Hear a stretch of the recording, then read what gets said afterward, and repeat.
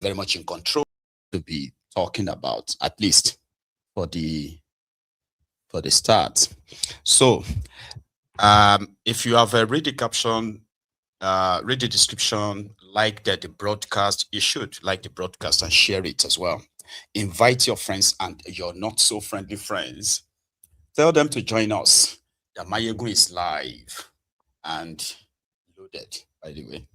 So thank you if you have done any of that. So the controversy around the criminal, or should we call it a fake, I wanted to say cake. So fake agency, the scandal, which has somehow failed to leave the media space. They've done everything to try to kind of like cut it down, but it seems to be dragging on longer than usual, but they are still very much in control. However, this scandal of creating a fake agency, which the TINUBU's regime denied, however, their denial and other official kind of documents, references that showed that this agency was actually existing and they were all aware of it. Whatever happened between them, whatever negotiation or sharing formula that got them to change their mind, right? Well, we are just witnessing all of that unraveling. So they claimed that this is fake. And the guy who set this up kept telling us that, you know what, how could it be fake when majority of them were very much in on it? So what went wrong initially was because the money expected to be allocated to this fake agency called Presidential Foreign Intervention Promotion Council. Yeah, they are called the PFIPC. Gbajabiamila Amole is accused, and Gbajabiamila Amole is TINUBU's chief of staff, by the way, right? So Gbajabiamila Amole is accused of setting up this agency, not without collecting a bribe of 600 million naira, in which 400 was already paid before the agency got the official presidential kind of like a cover, like stamp, that got it to be able to operate as the federal government agency on behalf of a TINUBU's regime. So problem started when they said the budget for this fake agency that passed through every section or every department of government, including the National Assembly, right? They said the budget was 24 billion naira. From the 24 billion naira, they quickly sent a text to the guy, which is Matthew Adeyemi. They sent a text to him to say, listen, you would need to part with 48.5% of whatever you receive. And that is practically like taking almost half of the money. For who? So they said the guy resisted because at the time they released 1.3 billion naira or thereabout to this same agency. They've denied that no penny was paid to the agency. That's a lie. And the guy was supposed to pay, I think, 620 or 630 million naira to Gbajabiamila and the rest, and he failed. So they decided to scrap everything and throw the guy under the bus. So a lot of people have been asking that, you know what, for this whole thing to make sense, right? The right thing to do would be for Gbajabiamila Amole to resign. Yeah, step aside so you can be investigated. But that's not going to happen. Some people said, I am actually one of the people who said, Kolu is old. And most of the things that they are going to do in his name, it's probably never going to be aware of most of them. I think I am wrong. I am going to admit that right now, that I think I am wrong. Omoyele Shure told us on this platform and said, no matter what TINUBU does, right, he is very much aware. Nothing happens within TINUBU's regime of this kind of magnitude, right, that he is not aware of. And I think Shure was right. And most of you who have the same kind of, belief, you are right. So yesterday, Kolu vaguely, he never speaks to Nigerians. He doesn't have any respect for them.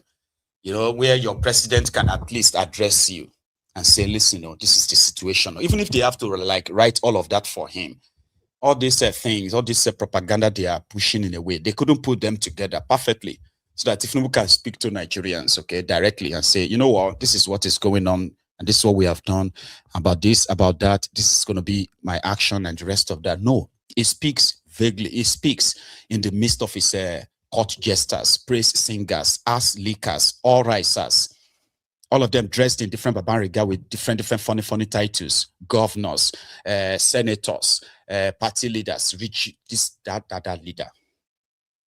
So he was talking to them and he said, on the issue of this fake agency or no fake agency, he has confidence in Gbajabia's Amole's integrity. Integrity. God damn it. Integrity. So he said, Gbajabia's Amole's integrity is very much confident in him. Okay, he's got so much confidence in him. And therefore, all this talk about, even if there's a mistake made, right? If he make mistake, he will own up to his own mistake. So therefore, everybody should just forget about it and leave Gbaja alone. That's Kolu. Meanwhile, the same Kolu, initially, when they started denying, they first wrote this long epistle. I didn't read it. I bet they expected people to actually waste their time where Onofunuga was just, weaving words, like weaving things together in a way that they are not related. They are not answering the real question. Okay. However, they didn't stop there. So they went on to say EFCC, ICPC, they should investigate this guy. No arrest is made. None. Okay. Then the next one, Gbajabia's Amole now threatened that the guy must apologize to him or else he will sue him for 10 billion naira damages. Not just that. They went on again to go and arrest his father, the guy's father. That's Adeyemi's father. They arrested his father from Ogbomosho. They took him to Abuja to go and write statements. When that became public, right, you can't do substitute arrest. You can't say, I have done something now, you go and arrest my brother. Or you have done something now and somebody will come and arrest me because I am your friend so that they can use me to arrest you. That happened to all of this. So in the last 1 week, in their effort to try to bury this whole thing, right? And Adeyemi himself is yet to be invited, arrested. Now, he was on, I think he was on a phone call with a very dark man yesterday where he was like saying things. And at that point, they've already taken his father. So he told very dark man on that video call, right, that he's not sure anymore if Gbajabiamila is directly involved, Meanwhile, Gbajabiamila is actually the arrowhead of the whole thing. So Kolu, to everybody still talking about it, right? He said the whole thing should be forgotten. Have absolute confidence on the integrity of my chief of staff. All the issues,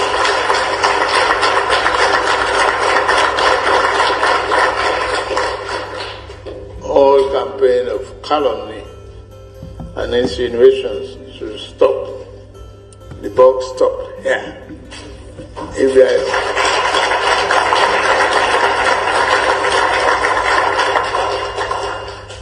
If I make mistake, I'm ready to own up to it. So, have you made mistake? Like, have you come out to say, okay, I made mistake to have established this fake agency and somebody actually needs to pay for that? You know that? So, Kolu is not interested in any of this. All of this talk about everything, the buck stops here. That's a Kolu at the National Assembly because they are also indicted. There are official communication between the National Assembly and this Presidential Foreign Intervention Promotion Council, PFIPC. Official communication with from the National Assembly, both the House of Representatives as well as their Senate. So today, right? According to them, they said since Kolu, Angolo. So Kolu now set up a probe committee, okay, to go and investigate what happened. How did this agency come by? And all of that, they have their report already. The guy is going to be thrown under the bus if they have not done that already. Sure you get. And whatever they present to you, to them, right, is what you should accept. Questioning this as they are the judge and the jury in their own case, where somebody who is the chief of staff to the president, right, has been indicted in. There are many other cases, so there are many other allegations of Bajabia Moles on the Antilizo. But with what Kolu said, the buck stops on his desk. So therefore, he is very much aware. So the Senate today themselves also decided to shut down the probe of how did this guy that they are now calling a scammer, how did he manage to get his how did he manage to get his budget proposal, okay, across, what do you call that, the appropriation bill? How did he manage to put together a budget for the same non-existing agency that the National Assembly also voted and passed this same bill that automatically allocates 24 billion naira to this agency? Not just that, the Office of the Secretary to the Government of the Federation. Now that is the office that you can say is the secretariat for the government of Nigeria. Okay, that is where they put together the list of those who are working for government, those who are appointed to the agencies, the heads, and all of that stuff, right? That's where they have all their files. Right there, right? The Office of the Secretary to the Government of the Federation of Nigeria, led by George Akume.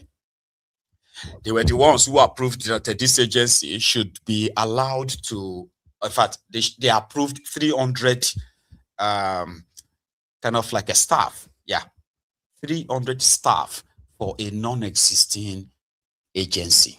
So the National Assembly that received all the official communications from every expected quarter, right? They are now saying they have no idea how it happened, how it got into the national budget. And right now they can't probe it, they can't investigate it. Listen, TINUBU has already launched an investigation, so we'll wait for that. An investigation that is put together by the same Bajabia Miller, the person that is indicted in the whole thing, right? I'll show you the drama, how that happened. The National Assembly, they blocked the move to investigate this thing, right? They blocked it. And how? This. We take away the right, your right to come under privileged state to ventilate your view on any issue. You have the right based on this order, right? But in view of what is happening, what has happened yesterday, I believe that we'll wait and see what comes out from that investigation before we go further. Okay, I have two observations, Mr. President. Quite all right, I agree with you. I don't have any problem with that, and I supported the move by the presidency and other agencies. But this is a constitutional right which I am enjoying as Senator of the Federal Republic of Nigeria, and I am coming to from another direction. The Appropriation Act. It creates an image, but therefore allowed me even to read my prayers then as a privilege, which I read it. And whenever a matter of privilege came up, I am pleading with Mr. President to allow me just to hear me. Then you will decide, the chair can decide. But well, I'm not, what I'm trying to say is this. The way you've come to ventilate your view, me to jump into the resolution. The way you come to ventilate your view, you are coming like you are presenting a substantive motion. But if you say it, if you say your mind about, what you feel about it, then of course the Senate will look at what should be done. I'm just trying to guide you, but I am properly guided. You can go ahead. I think you allowed me. You can go ahead. I don't want to repeat it. I thought you allowed me to use to go through that order. Are you coming under order? There is some substantial order. There is an order. What order? There is an order. There is an order. Mr. President. There is an order. Okay, wait. Sit down. You may sit down. You may sit down. You may sit down. Yes, sit down. Continue. Allow me to finish. Then he will come with his order. Okay.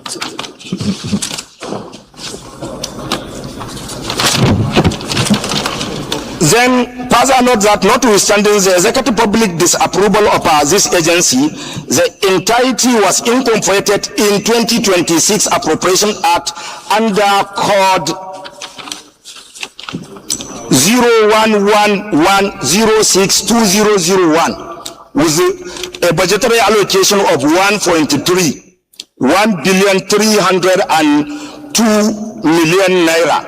978,000, thereby raising a serious question regarding the integrity of the budget preparation and appropriation process. Aware that the budgetary provision comprise personnel cost of 800 plus, overhead cost of 200 plus, and the capital expenditure of 300 plus, and that also section of media initially describes the matter as 2 billion scandal. The El-Rufai appropriation stands at over 1.3 billion naira for an entity now officially claimed by the government to be non-existent.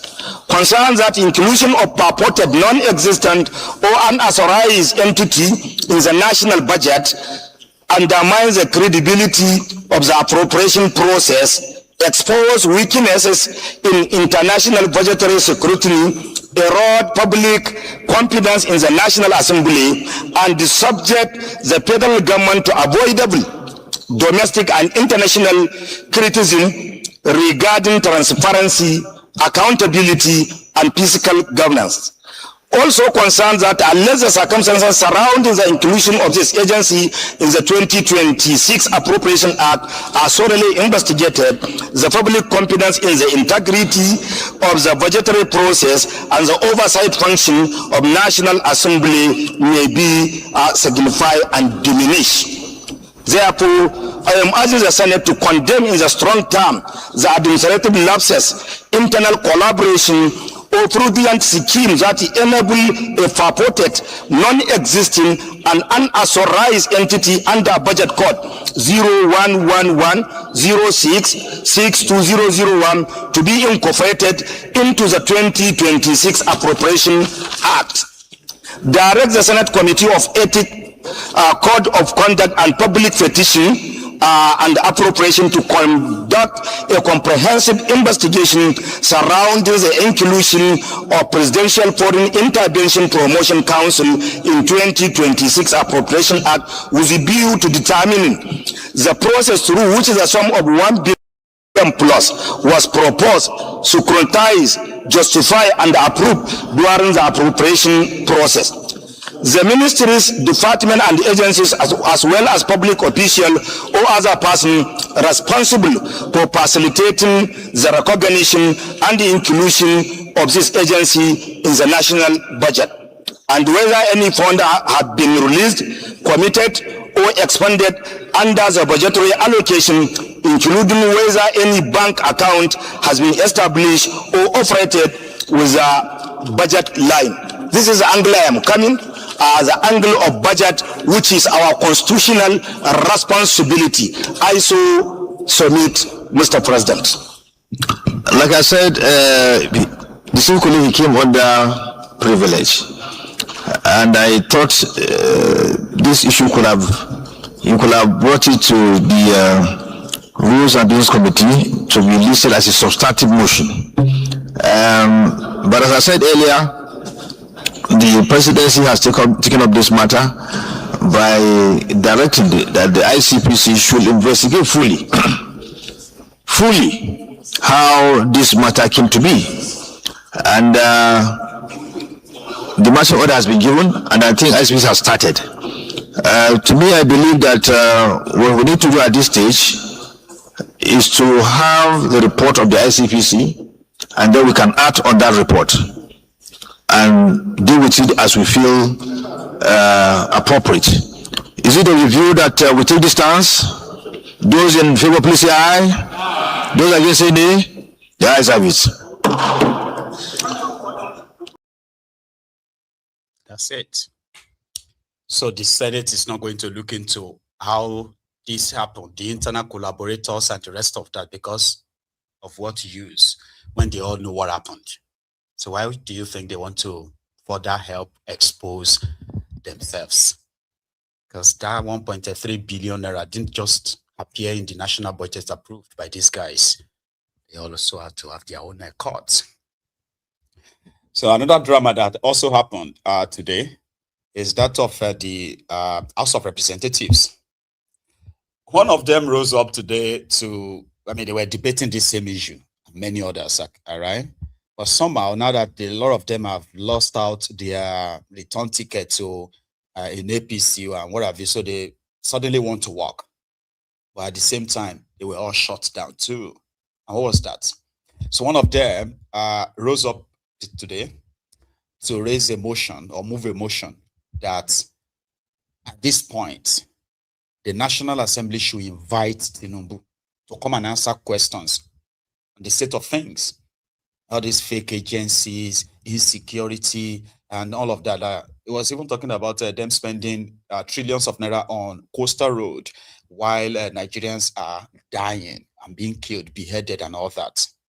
But that was not taken lightly by others who are there to defend APC, especially Kolu.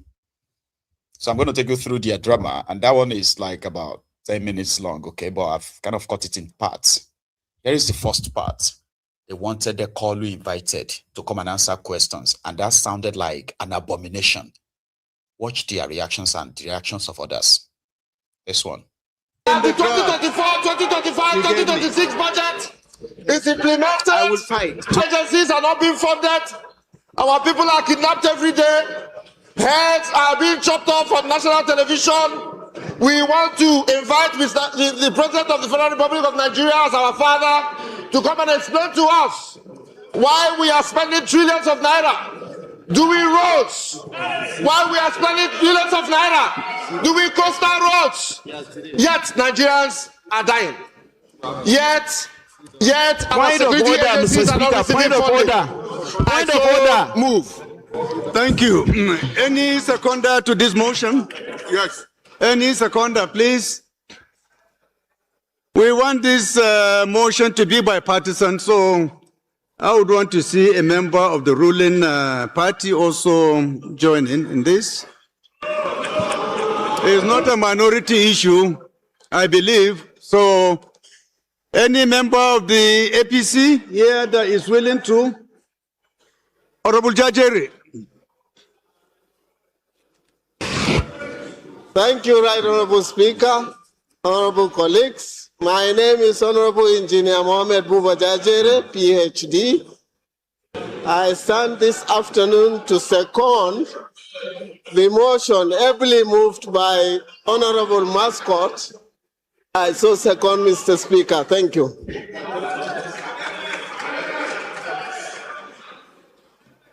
Amendment. Who has an amendment to make? Amendment. I'll only recognize one from this side. So, Honorable Amobi, either you or Honorable Ginger agree to who will move the amendment, please. Thank you, our dear Speaker, and my dear colleagues. My name is Right Honorable Amobi Godwin Oga. I rise this morning to amend part of the prayers made by my brother L.S. Ikweche. And that amendment is that this House cancel the open week or postponed to enable us be able to resolve this matter amicably. I so move. Thank you. Any seconder to this amendment? Any seconder, please? Any seconder? Who is seconding, please? I'm seconding. Peter, I did not recognize you. You cannot. Thank you, Mr. Speaker.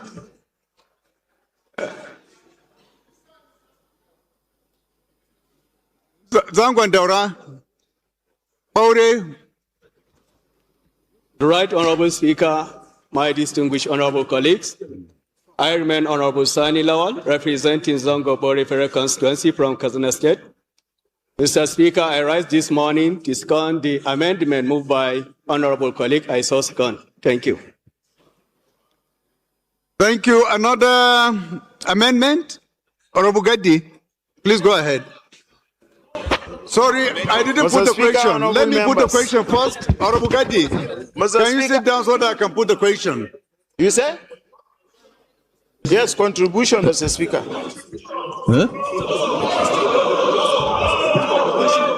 I represent, I'm totally in support of the motion moved by my brother. Totally.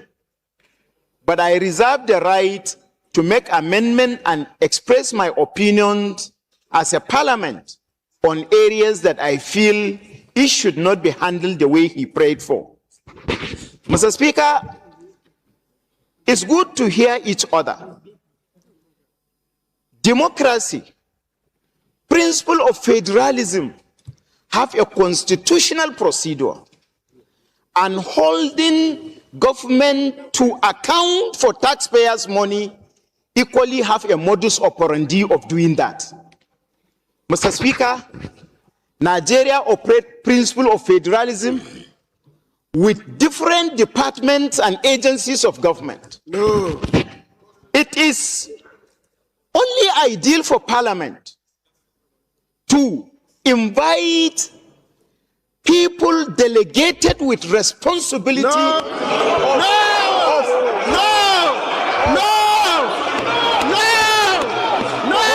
Sit down!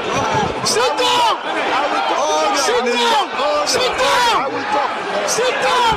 Order, please. Mr. Speaker, sit down!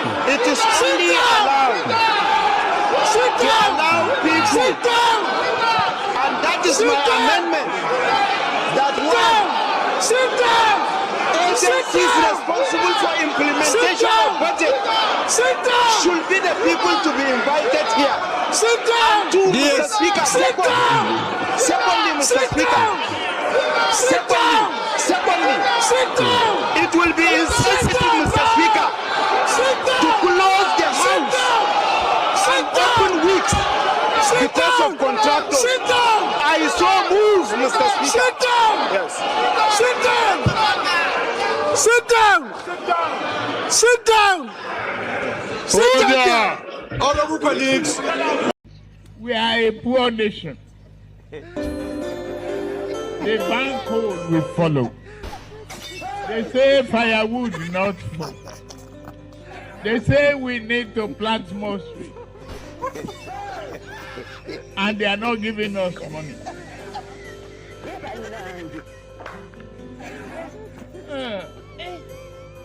We need to open our eyes, shine it, and tell the West. If you don't guarantee our finances and work with us to stop this, we are not going to comply with your climate change. They'll do it. They'll do it. Call you. So yeah, those are the guys who were trying to have a quorum, an agreement. A member moved a motion that they should someone call, invite him, as if to say he's going to honor any invitation from them. But they killed it anyway. Invite him, and another one rose up there and said, no, they shouldn't invite TINUBU, they should invite all the agencies, the clowns. That's not all. There is more. Promise you. Honorable colleagues, sit down. Honorable colleagues, sit down. Sit down. Hello, sir. Sit down. Order, please. Order. Mr. Speaker, In view of point of order. the stormy nature of this issue, I would want to kindly call for the House to split, so that we can take votes of each of the two sides, for or against. No, man! No! That is my ruling if we want to go further. Because I want to have a motion, let there be seconder. Let there be seconder. In support or against, identified. And so we split into two, for or against, please. No!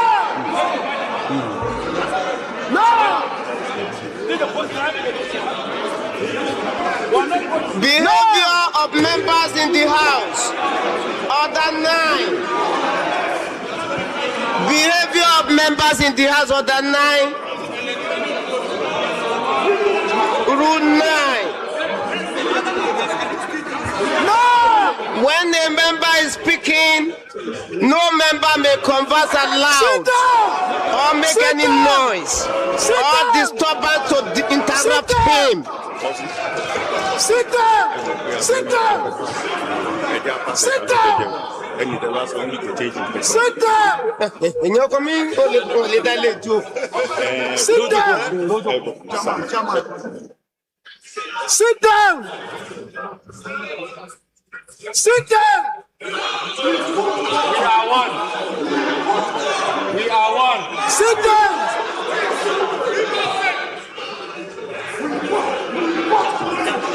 Sit down! Sit down! Observation, sir. Observation.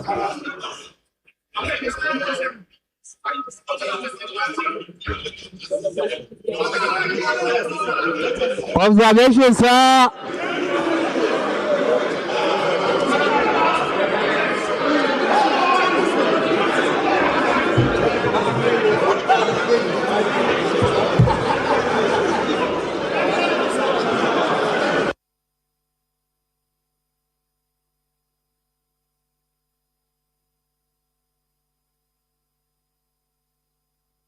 Your motion is right here, and I want you to bring your own copy so that we can compare what you read and what you have given me as the motion you want to present. Your Excellency, if you take time to dissect the motion, sir, the content of the motion, you see that there's an area where I used my green biro to also add certain amendments. There is no alter with any green biro. Signed and duly signed, sir. I have the copy here. Please come. The minority leadership can come and check and confirm that you have not altered anything. Mr. Speaker, please. You have not altered anything. Minority now. Look at our leadership. The DS, please, I want you to read. Please, minority leader. The prayer that is contained in the motion brought to me by Honorable Mascot. Thank you, Mr. Speaker. Honorable colleagues, as may I approach the bench, Mr. Speaker? As you are aware, even if you are moving a motion of urgent public importance, it is the rule of the House that you submit a copy to the presiding officer of that day to go through, because it's not published on notice. Please, can you sit down, please, Honorable Ikweche? Put off your mic. Thank you. It is the rule of our House that we voted for, that when you want to move a motion that is not on notice, you send a copy to the presiding officer to glance through and say yes or no. And it is that copy that is in front of the presiding officer when you are moving that motion, because members don't have the copy of your matter of urgent public importance. So they rely on the copy that the presiding officer is having. In this case, he sent me a copy, the same copy that he's having, because both of us are presiding, in case if it's not there, for me to glance through.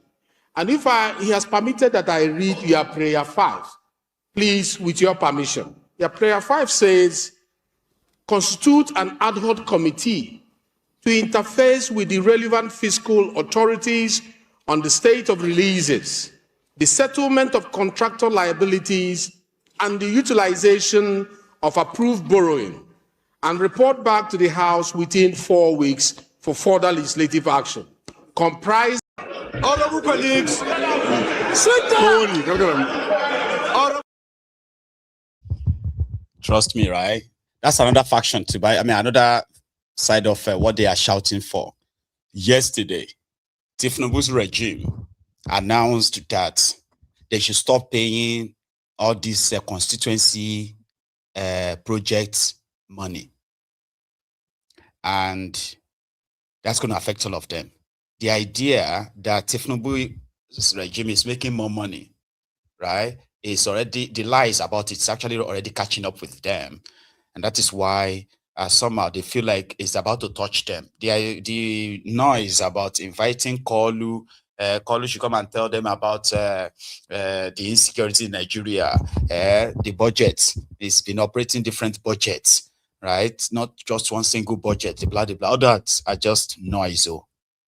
They've stopped their constituency project money. And that announcement is made, and they said until further notice. Some of them need this constituency project money as part of whatever they want to use for their election or their retirement plan. I don't know. But you need to watch the rest of it. And there is more, actually. But here. Borrowing and report back to the House within 4 weeks for further legislative action, comprising the Chairman Committee on Appropriation as chairman and the following as members. The Chief Whip of the House, the Minority Whip, the Chairman Committee on Finance, the Chairman Committee on Aids and Loans, Committee on Budget.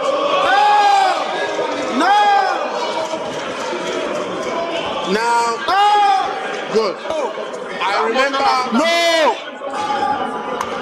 I remember, Mr. Speaker, that you also. It is also the rule of the House, Mr. Speaker, that when motions are moved and prayers of the motions are led before the presiding officer, the presiding officer will ask for amendment of any of the prayers. While we were sitting here, you asked for the amendment of the prayer. And there was no amendment to prayer 5, Mr. Speaker, that says invite Mr. President. No, absolutely. Mr. Speaker, how do we now put that in the motion that is already before you? Since you asked for amendment and none of the members here, including myself, amended that prayer 5, how can we import what was not existing on prayer 5, which is now inviting Mr. President to what is before us as presiding officer? That is outside the tradition of the House. I was expecting members to amend that prayer 5. And since they did not amend, the law says equity aids the vigilant, not the indolent. Thank you, Mr. Speaker. Thank you. Thank you, honorable colleagues. So the prayer, as I've said earlier, by Honorable Mascot is for an ad hoc committee to be set up. Point of order, Mr. Speaker. Actually granted. Point of order, Mr. Speaker. Mr. Speaker, point of order. Please, Honorable, I'm coming on that privilege. Point of order, Mr. Speaker. On that privilege, Mr. Speaker. I have already ruled on this. Please, let's but make contributions we are taking, even by the DS. Contributions we are just taking after you ruled. We have already ruled on this matter. No, you I'm cannot on privilege, Mr. revisit a matter that has already been ruled. Please. Honorable Victor, sit down, please. Sit down. Sit down, please. Mr. Speaker is on privilege. Sit down, please. I didn't thought you will recognize you hear to me. speak. I'm coming on that privilege. You should respect the chair. I did not recognize you to speak. That's why I'm appealing to you to recognize me. You know the rule very well. Please. I'm appealing to you to recognize me on privilege. Sit down, Honorable Victor. I have earlier granted you the opportunity to speak. So I shouldn't talk. So I shouldn't talk. So please, I have a rule book. I also have the same rule book. Sit down, please. I have the same rule book. And you did not amend. Mr. Victor, please sit down. Mr. Speaker, our rule says on privilege. You should hear me. There is no privilege on this issue. Is denied. Please, yes, there is no privilege on this. Mr. Speaker, you call for amendment. Nobody amended prayer 5. Exactly. To invite the president. If anybody amended prayer 5, we will invite the president. And since nobody amended prayer 5, we cannot invite Mr. President on the basis of this document that is before us. What is written is stronger than the oral conversation that we are having here. Please, honorable colleagues, I want to implore you. Right. Who did this thing to us? Okay. May God forgive all of us. Right, right. Who? Tiagasa? The Tiagasa? So that is how, I mean, that was how they cut off any invitation of a call, and you would never hear about it again. A lot of them have attempted to kind of like act smart, but usually now that they control the National Assembly, it's not going to happen. No, it's not going to happen. Rather, they will rather want you to gather and sing on your mandate, you shall die, or something like that, right? Than for you to be asking TINUBU to come and explain to you. To them, who are you? Because that's how they are treating him. He's an emperor. So how dare you? Meanwhile, these are the people who represent millions of Nigerians, okay? They represent constituencies, senatorial districts, where Nigerians have been segmented into, 200 million people, represented by 469 people, right? And 469 people are supposed to be the representatives of the 200 million Nigerians, and they have the power to summon call. But these ones, they are pure, like willing to, so to say, they are partners in crime. When they decided to deny Adeyemi's agency, which is believed to have been set up by this man, Bajabi Amole, TINUBU's chief of staff, he got the pass, got the leverage, met those who mattered. EFCC chair, Ben Kalu, the deputy speaker, vice president, shitty man, and on like that. It was in their midst. It was there. It was in hiding. It's got all the official clearance and all that. So when that conversation, when that issue came up at the House of Representatives are sitting today, the same Benjamin Kalu that was in this picture. Where is that picture again? Yeah, that one at the top right. Yeah, Benjamin Kalu. And the man that was supposed to be the DG of a phantom agency, Presidential Foreign Intervention Promotion Council. I keep repeating that. It's crazy, right? How they put all of that together. Too much words, right? Or too many words. Yeah. Presidential Intervention. What's that again? Promotion Council, something like that. Anyway, I just looked away and that just flipped. Now, Benjamin Kalu said he is a victim. I didn't know that the guy was a fraud. And then he said other jargons to back it up. Just as usual, they believe they are speaking to dumps, morons, in their millions. Therefore, they are just the most smartest people in a way. Did you see him defending that? They didn't put it in the order of the day, so therefore we can no longer amend it now. You have to. That's how they scheme TINUBU out of any form of responsibility, so to say. You can't hold him, right? And they to themselves, irresponsible lot. You can't hold them responsible. Listen to his defense of being part of those who gave credibility to a now fake agency, so to say. Rise this morning to support the motion that have been properly moved by my friend and brother from Plateau State, Honorable Gadi. What is happening now? Mr. Speaker, quite embarrassing that people who have the kind of boldness they exhibited, moving around with what is not in existence. We have to look at the country at all. Carrying themselves as if they are a legal entity. Mr. Speaker, I was a victim. And I'm sure if you watch the news, you see my picture all over the screen. For reasons best known to the media organizations, my picture was made to trend, standing side by side by the purported DG of this organization. Mr. Speaker, on the 2nd of May, 2025. My office got a letter.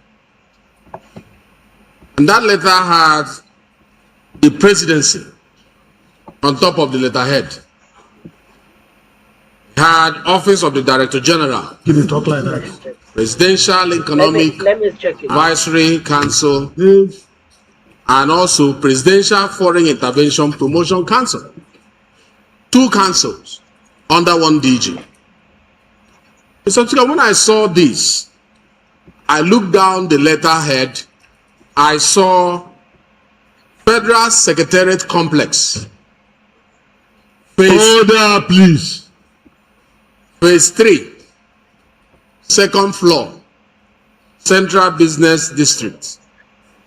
And I saw the website that says PFIPC.gov.ng.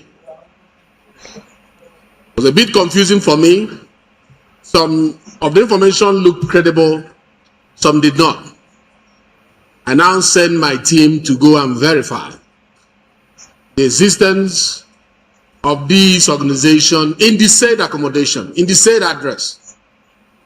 Speaker, they came back that this organization was in the said location. I now gave approval for them to come to have the interaction they had written to her. Mr. Speaker, do you know what is their interaction? Let me read you. He said, I want to bridge it. He said, we are coming specifically to appreciate you for an opportunity to discuss the following. Number 1, the 10th House of Representatives Constitution Amendment process and implication for economic governance. Legislative priorities that can enhance investor confidence. Areas of collaboration between National Assembly and the Council to drive foreign investment. Mr. Speaker, ordinarily when you see a thing like this, and being the fact that the Parliament is an open house, we are the people's house. Anybody who knocks on our door, we welcome them, especially after proper verification. We threw our door open for them to come and engage. Mr. Speaker, when they came and started engaging, the issues they mentioned in the letter they sent to me was not what they engaged on. They did not talk about the constitution that we were amending. They did not talk about the issues that they mentioned here. They were more about photo taking. And I looked the quality of the men who were before me on this visit, and I questioned whether actually they were properly engaged by the president. Order. Mr. Speaker, this goes on to show that a beautiful letterhead that has presidency is no longer a confirmation that an agency is legal. It goes to show that an address that shows Federal Secretariat does not mean that that particular agency is legal. It means that we have to do our job as proposed by that motion. The need to investigate deeper about how they got to where they got to with regards to our budget, how they got to where they got to with regards to the engagement they have with various government officials. It is our duty, based on 88 and 89, to dig deeper on this matter. And I'm happy it has come before the Parliament. I urge members to support this motion for the House to show Nigerian populace that we are in support of what transparency and accountability in governance is all about. We should be seen as doing that. I so lend my support to this particular motion, and I encourage other members of this House to lay their support so that we'll get to the root of this. Thank you, Mr. Speaker, for giving me the audience. Thank you. You will think, oh, that sounds logical and all that. Come on, man. Everybody is now making the presidency that is the creator of this. They are making them look innocent already, okay? And this guy, how did he do it? How did he manage to do it? I'm so surprised. How come that But they allocated office to this fake agency. They have boards describing the direction to this office at the Federal Secretariat at Abuja. They have their budget their budget proposal approved by the National Assembly. The Secretary to the Government of the Federation, the Office of the Secretary to the Government of the Federation approved the agency to employ 300 people. Hey, they must actually really think Nigerians are dumb. Maybe it's just you and I that are thinking that this is so stupid coming out of this. I mean, coming from the mouth of these guys, right? But they do it all the time. And that makes me believe that they know that, or they are convinced that Nigerians are just dumb, or majority of Nigerians are dumb, and that's enough. Like, you don't need too many other people to believe in you. If the dumbos are willing and they listen to you and they give excuses for you, your job is done. And I think that's how these guys are operating. When they open their mouth and talk and you're like, God damn it, man. Like, do you really think people are so stupid? Or those who are listening to you are dumb? I think they do think that people are dumb. So here, in that same National Assembly, right, Kolu created regional development agencies. What do you call those ones again? They have this Southwest Development, what do they call them again? I can't remember precisely. But what happened is that he created these 6 agencies, or these 6 groups, regional ones, right? And their job is to work like state governors in a way. They are to carry out contracts, projects on security, infrastructure, and none like that. So they are loading them with their money.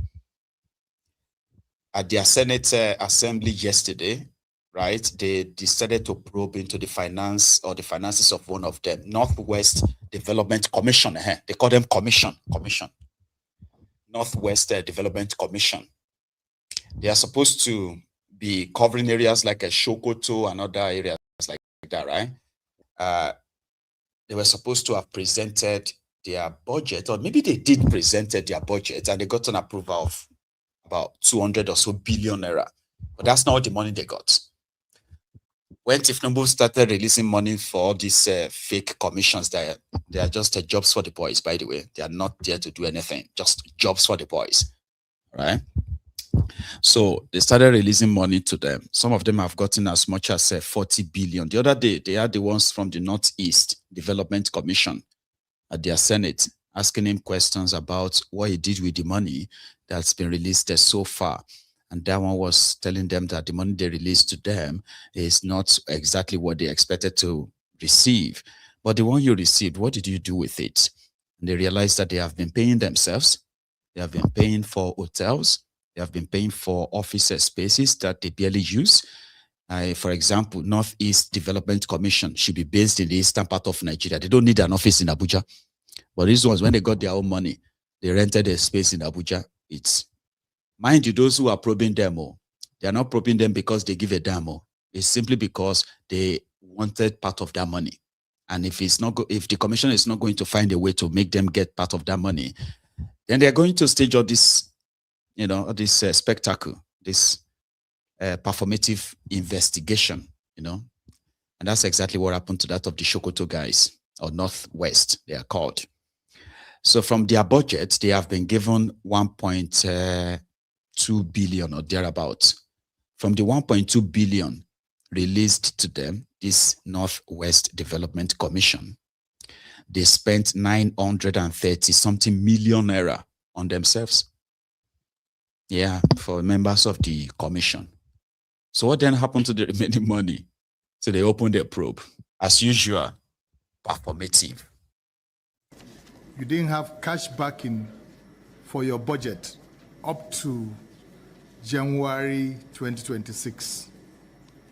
If that is so, how were you funding your trips to your courtesy visits to the various governors? 3, if the head office of the commission is in Kano, why will the MD be paid DTA while he is resident in Kano to visit the governor of Kano State? You understand? Because I noticed from the DTA analysis you gave us, there was a visit to the governor of Kano State, and the MD was, please can you shut that door? The MD of the commission was paid DTA for that visit. And the DTA included air tickets, local running, airport taxi, and all that. The Northwest Development Commission is lagging behind amongst all of the other 5 commissions that were established recently via the acts of National Assembly, to the extent that no executive directors have been appointed. Could the minister please kindly share with us why that we do not have executive directors to this commission? And to the MD, I have seen this document, financial status, and in it, particularly item 4, breakdown of expenditure, where it is stated that out of 1.19 billion that was spent, 943 million was expended solely to the payment of allowances to the members of the governing board, representing approximately 78% or 79% of total expenditure on that subhead. It's quite curious that such an expenditure can be carried out in payment of allowances of board members. If my memory is correct, closely related to the question asked by Senator Habia, we'll get to the law, but the meetings of such bodies are ideally supposed to be about 4 times, except if there's an emergency. So it's quite curious, MD, how you've been able to spend almost 1 billion naira out of 15 billion for allowances of your members. You didn't have cash. I'm highly disappointed of Nigerian government because the Nigerian government were highly disappointed in them due to foreseen circumstances. Definitely, I'm one of those people approving.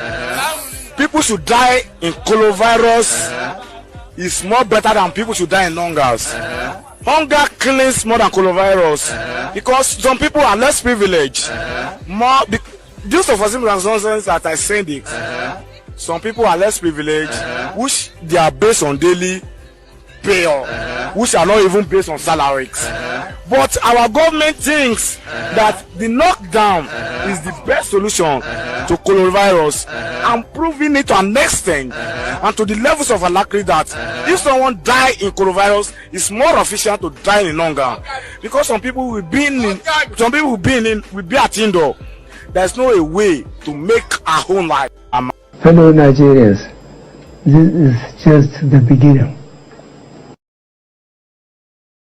To be clear. Now we can leave that too. And then still stop by at the National Assembly though, okay?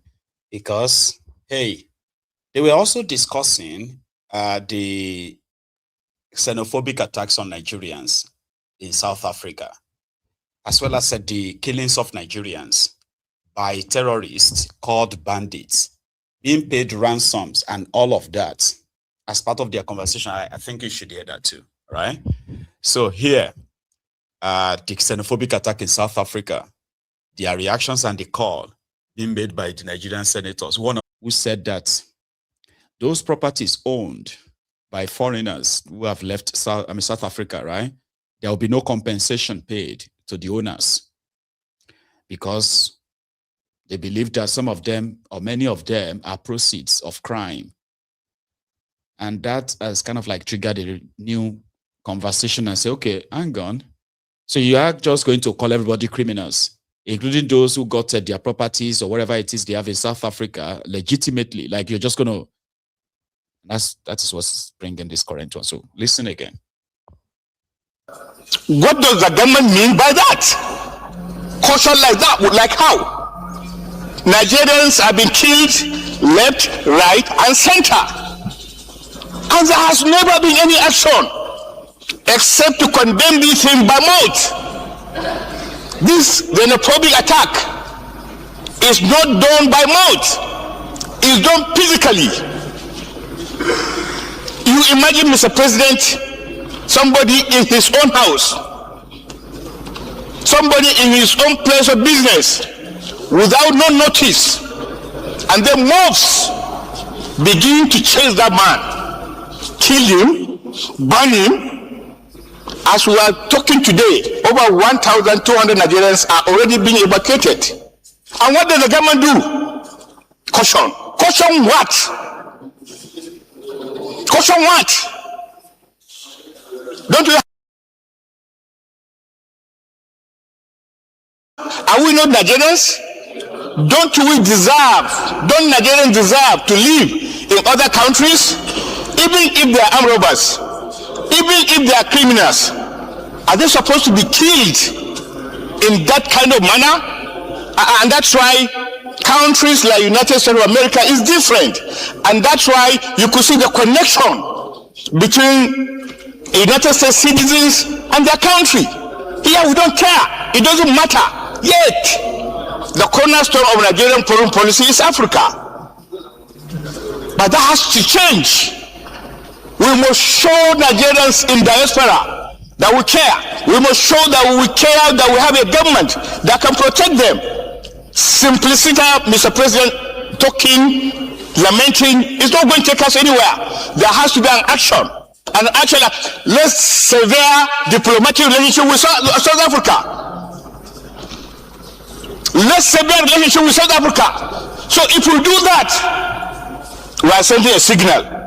But every time we come here to this chamber, and I like the motion presented by my younger brother Suko. We can't keep quiet, Mr. President. Enough is enough. Silence is no longer golden. A so-called giant of Africa. Our citizens have been killed left, right, and center, and all that we do here is caution my foot. Pardon me for using that language. There must be an action, and this chamber, Mr. President, must rise to this occasion and tell the federal government that it's enough. Severe relationship with South Africa, severe complete relationship with South Africa. You have exhausted your time. You won't need a car to travel. You won't need an aeroplane to travel. You will just say, I want to go to London. And you'll be in London. Either you believe it or not. Because, I mean, it's a wishful thinking, right? Like, it's kind of like a wishful thought. But he spoke very well. That's the way they should. But like he said, it's all talk. Politicians in Nigeria, they are just like all talks, no action. But he spoke very well. How can we be in the diaspora and become the victims of their politics, and our people are being killed, and the giant of Africa is just there to send caution and then look away? And they will always remind us that whatever it is that you are facing in diaspora, just do your best, right, to stay safe. Okay? But if you are waiting for Nigeria to act on your behalf, you may be dead, though. Yeah, you may be dead before they can even pretend that, oh, yeah, we care. Because those who are even living in Nigeria, they are not having it easy. They are being slaughtered by terrorists who are getting compensation from government. So think about that. Here is one lawmaker. I mean, this one is it's not a senator, he's House of Representative, a member, speaking his mind. Payment of ransom is an encouragement for bandits to continue to brutalize Nigerians the way they want. Mr. Speaker, nobody is happy about the security situation in Nigeria. Nobody does not know. Everyone, most Nigerians are aware of the historical antecedent of bandits in Nigeria, of attack, of kidnapping.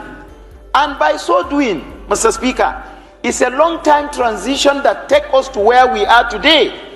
In as much as it is good to encourage government and appreciate government where need be, to take measures that will curtail issues of insecurity, it does not stop us from taking decision, providing legal framework, providing resolution that will equally help government in, if properly enforced, it will curtail the act of kidnapping and banditry.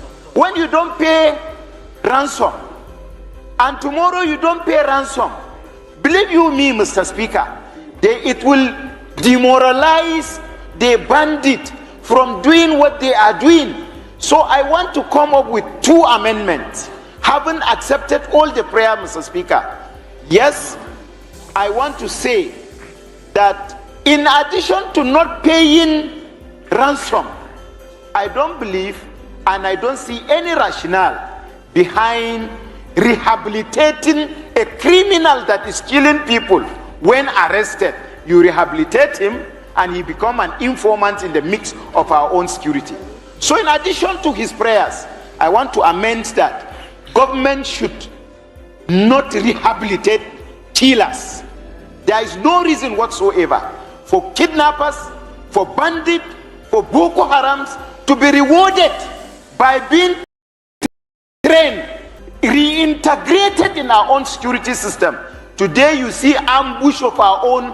Sir, if Nigerians are killed, the people that put their life at the front banner of this war are equally being killed on daily basis.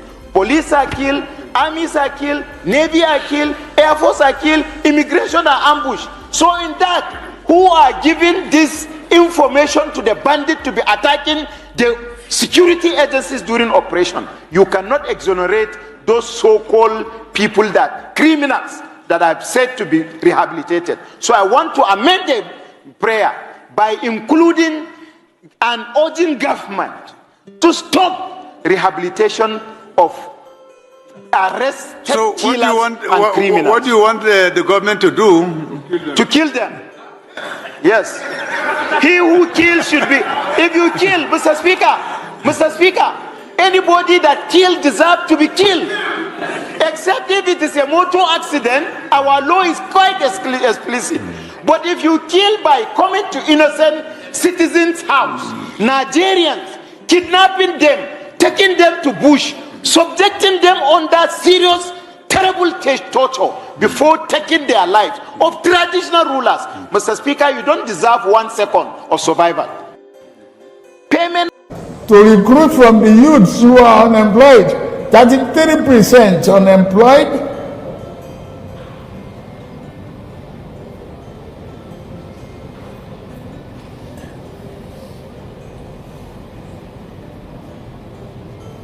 Recruit 50 million youths into the army and take away from their recruitment source. What they will eat? Cassava, agbado, corn in the morning, yam in the afternoon. It's growing here. You create demand as consumption.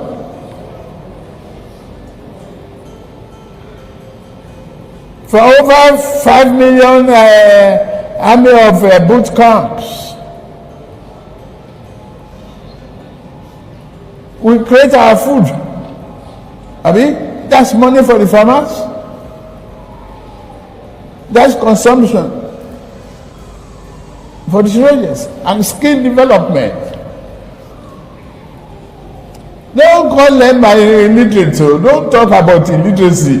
Anybody who can own gun, who can handle gun, who can cock gun and clean the chamber and cock and shoot is technically competent to repair a tractor in the farm.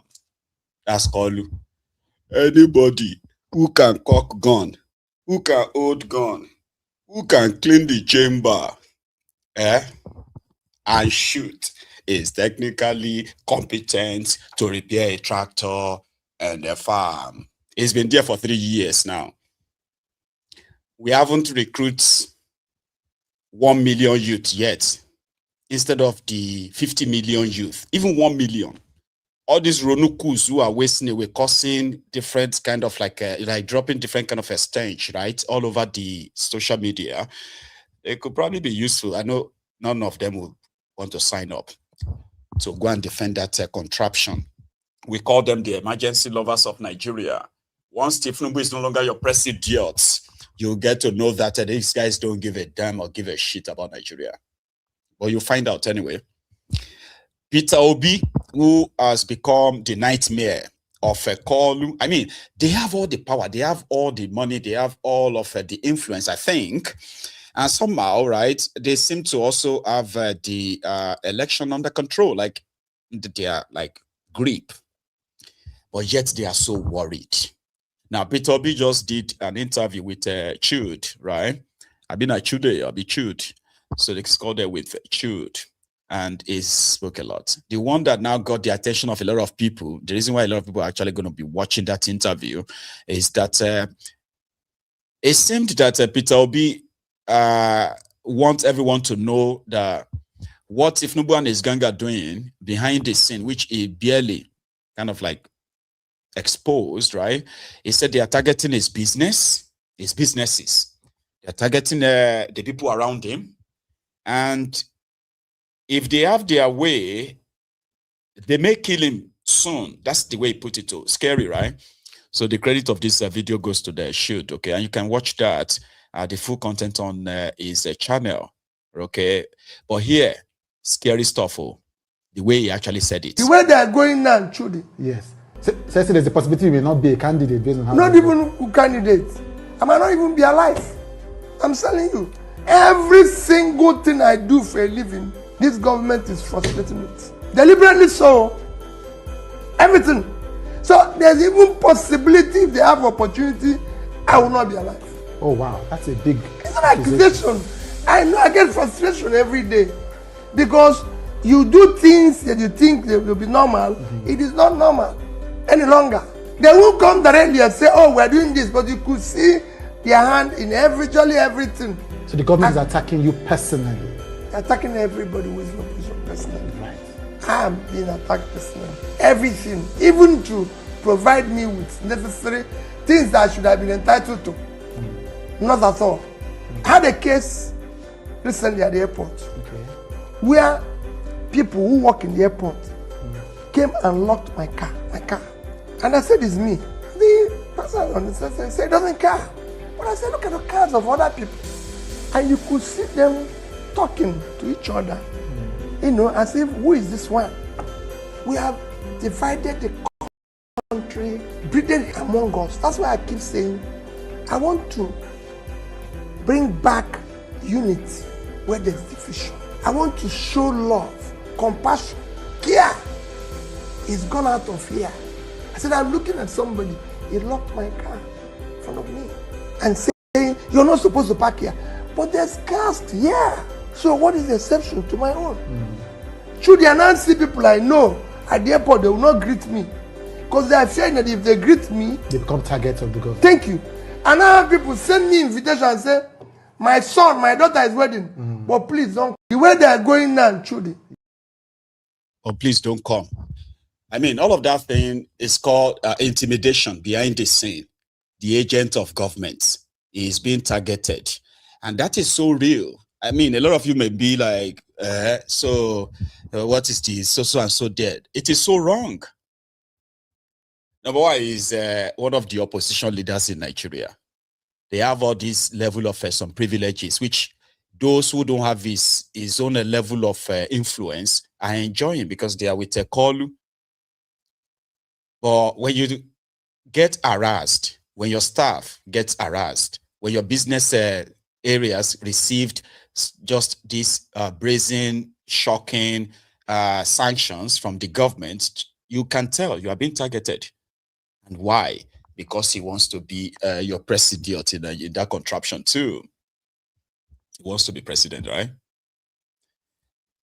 And somehow, I mean, we have said that on this platform several times, okay? We said, if this guy is not a threat, as they want us to believe, why is it that he is always the recurring kind of like a decima in their own calculations, so to say? Everyone talks about him. And they all have all these horrible, horrible things to say simply because he is opposed to TINUBU. One of them is Devolumai.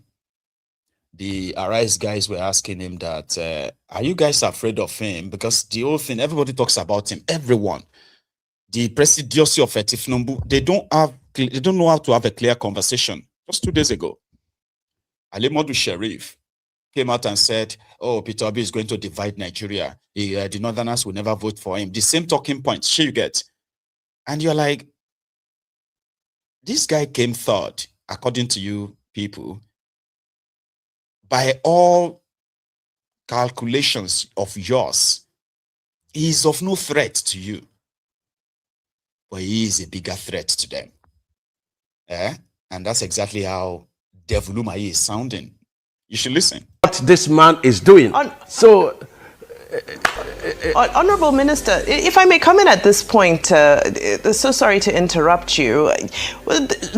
Critics and analysts, and especially the opposition, are saying, well, if this is the case, then why does it seem that President TINUBU and the APC are scared of a man called Peter Obi?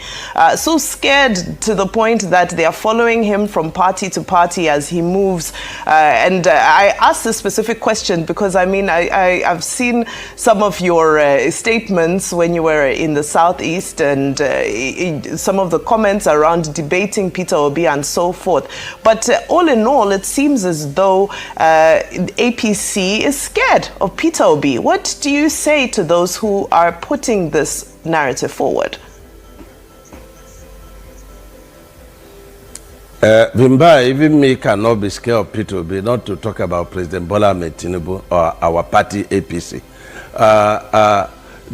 What displays around Peter Obi is AI politics. You know, it's AI politics. You know, it is putting something on nothing. So nobody is scared about Peter Obi.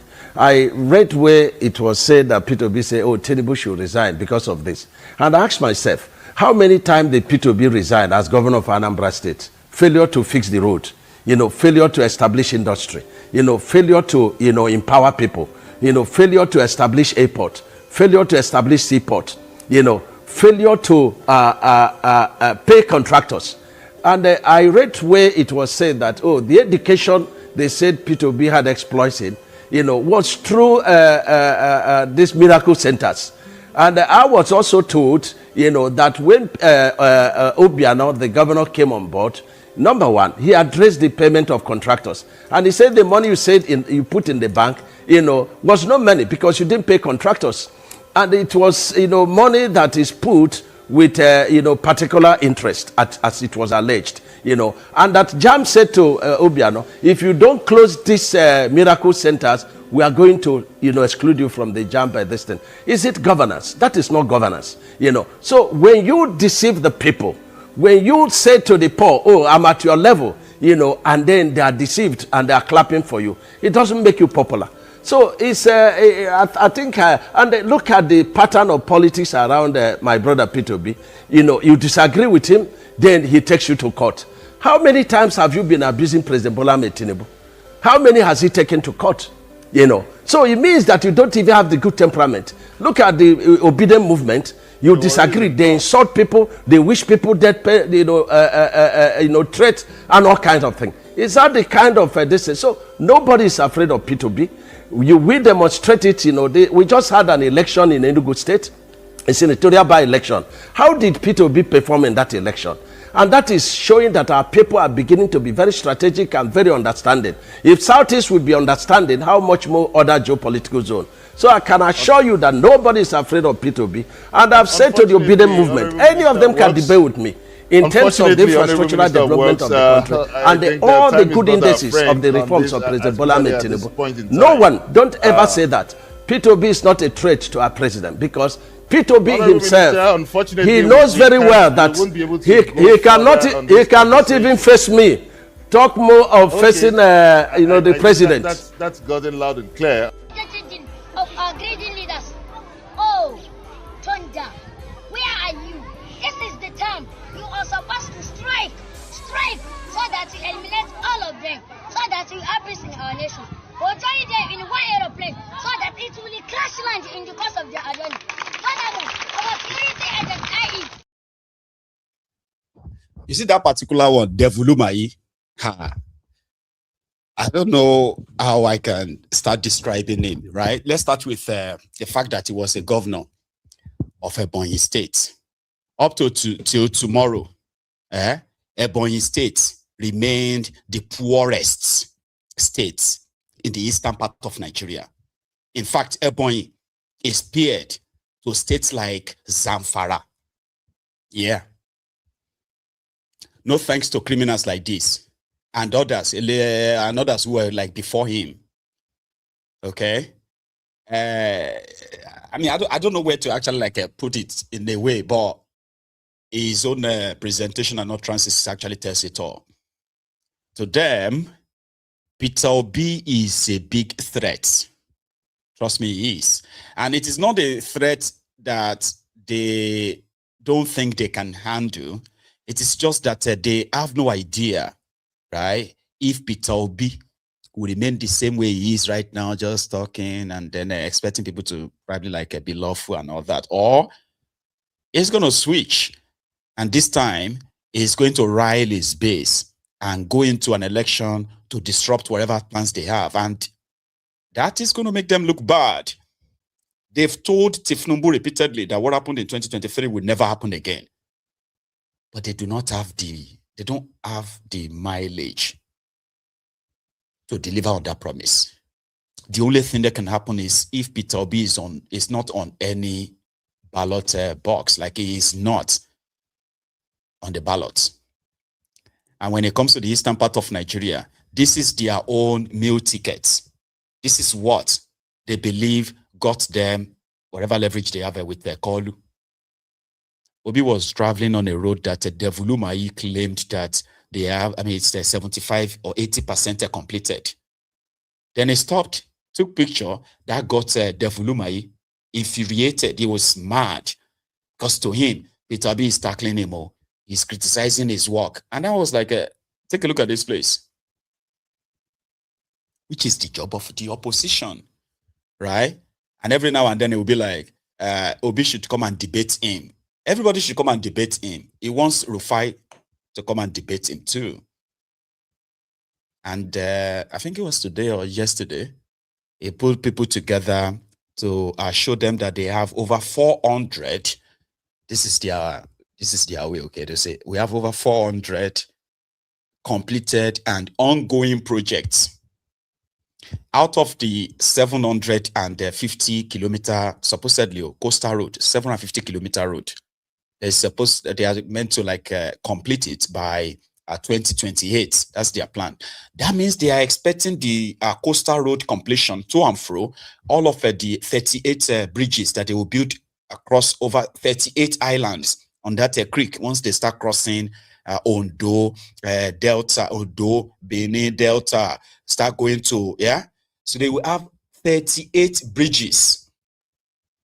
The shortest among those bridges, according to them, right? According to the real project, the shortest of them is like that third mainland bridge long. So imagine if they have to build at least 20 third mainland bridges on the coastal road. And guess what? They've been doing it now for the past 1.5 years. They've only not even completed. Okay, they've commissioned that like about 5 times already. Completed. 44 kilometers. Yeah, 44 kilometers. That's what they say. 44 kilometers of completed road out of 750. And this Devalumai is telling people that they have just gotten to Ogun State border, which is now going to be like a 55 kilometer commissioning and recommissioning that section of Lagos, because that's going to be their 2027 selling point. That's the clown. 8.8 trillion naira is missing. Put it that way.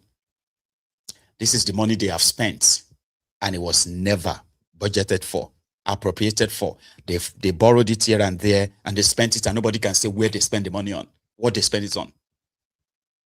Devolumai. Yeah, it's got some clowns. Just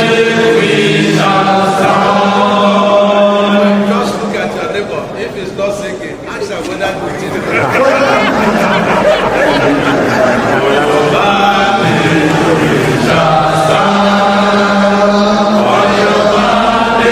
in 2031 being the exit point. The fulfillment of all his desires and then taking Nigeria.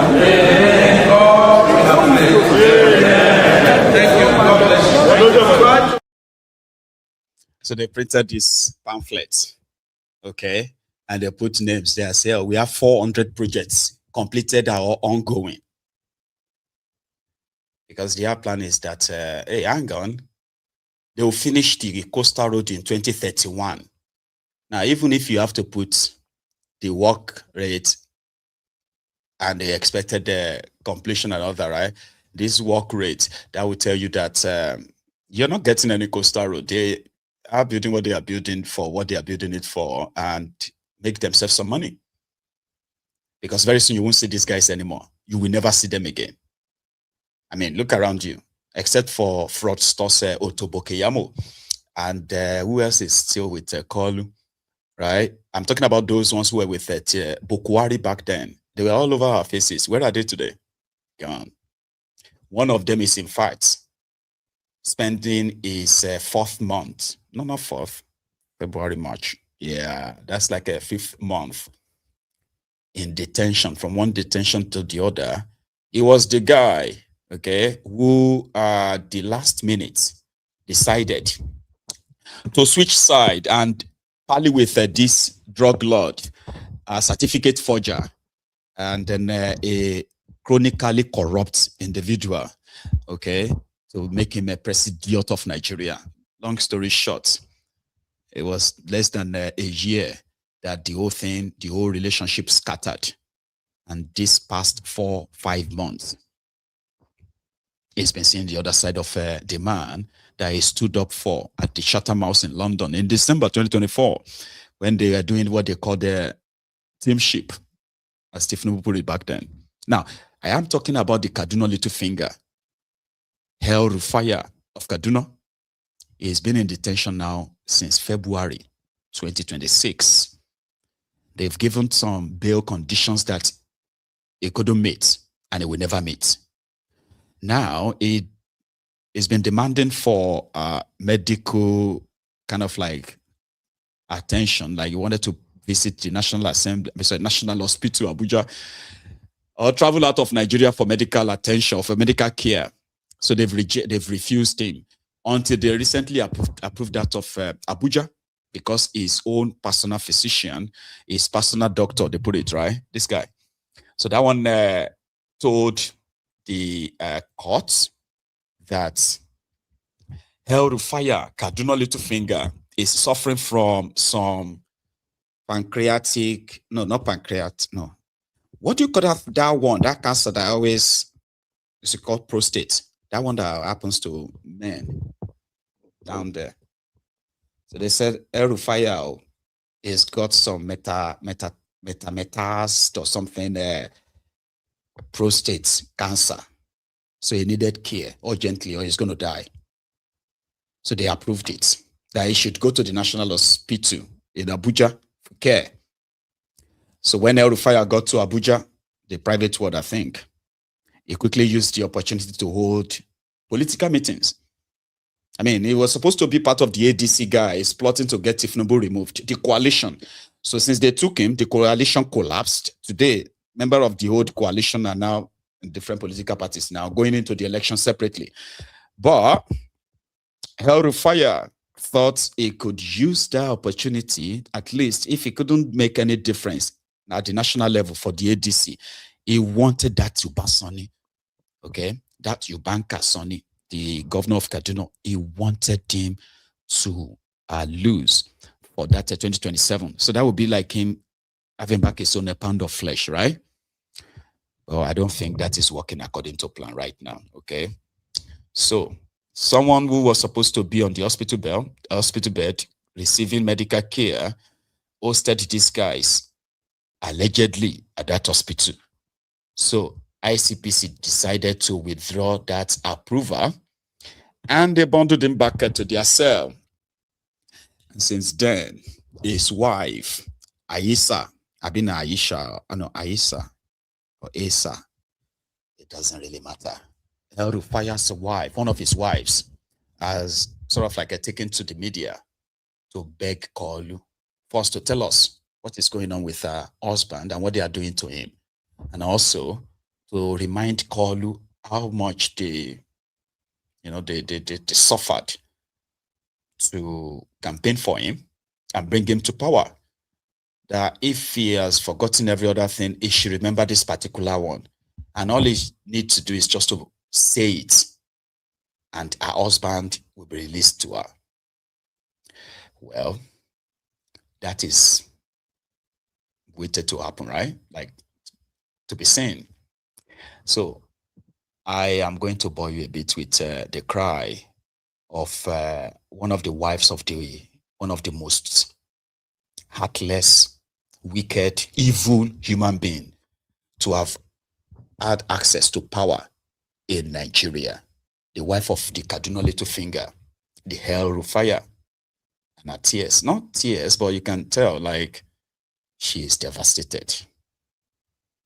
Sorry, I don't get empathy for this kind of people. Sorry. To go back to the date in the faith when Professor Bakar went to see Malam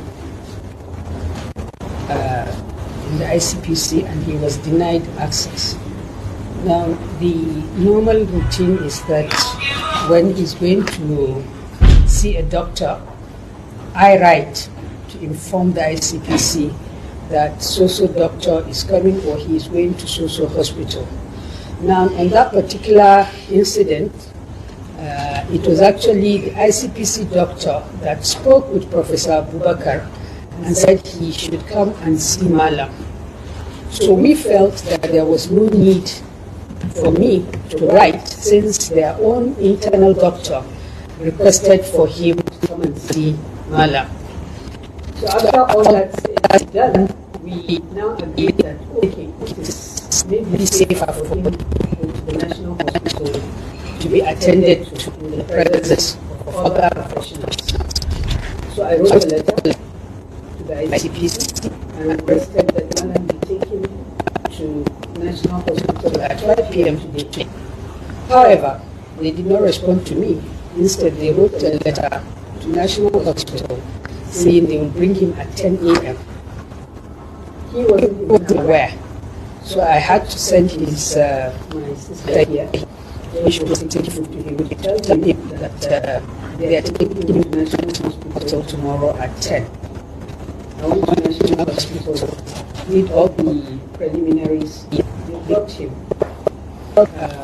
In the presence of the CMD and the deputy CMD, Professor explained that there is need for him to carry out some tests and to put him under observation because his blood pressure was high, the sugar level was high, so he needed to be hospitalized for 2 to 3 days maximum.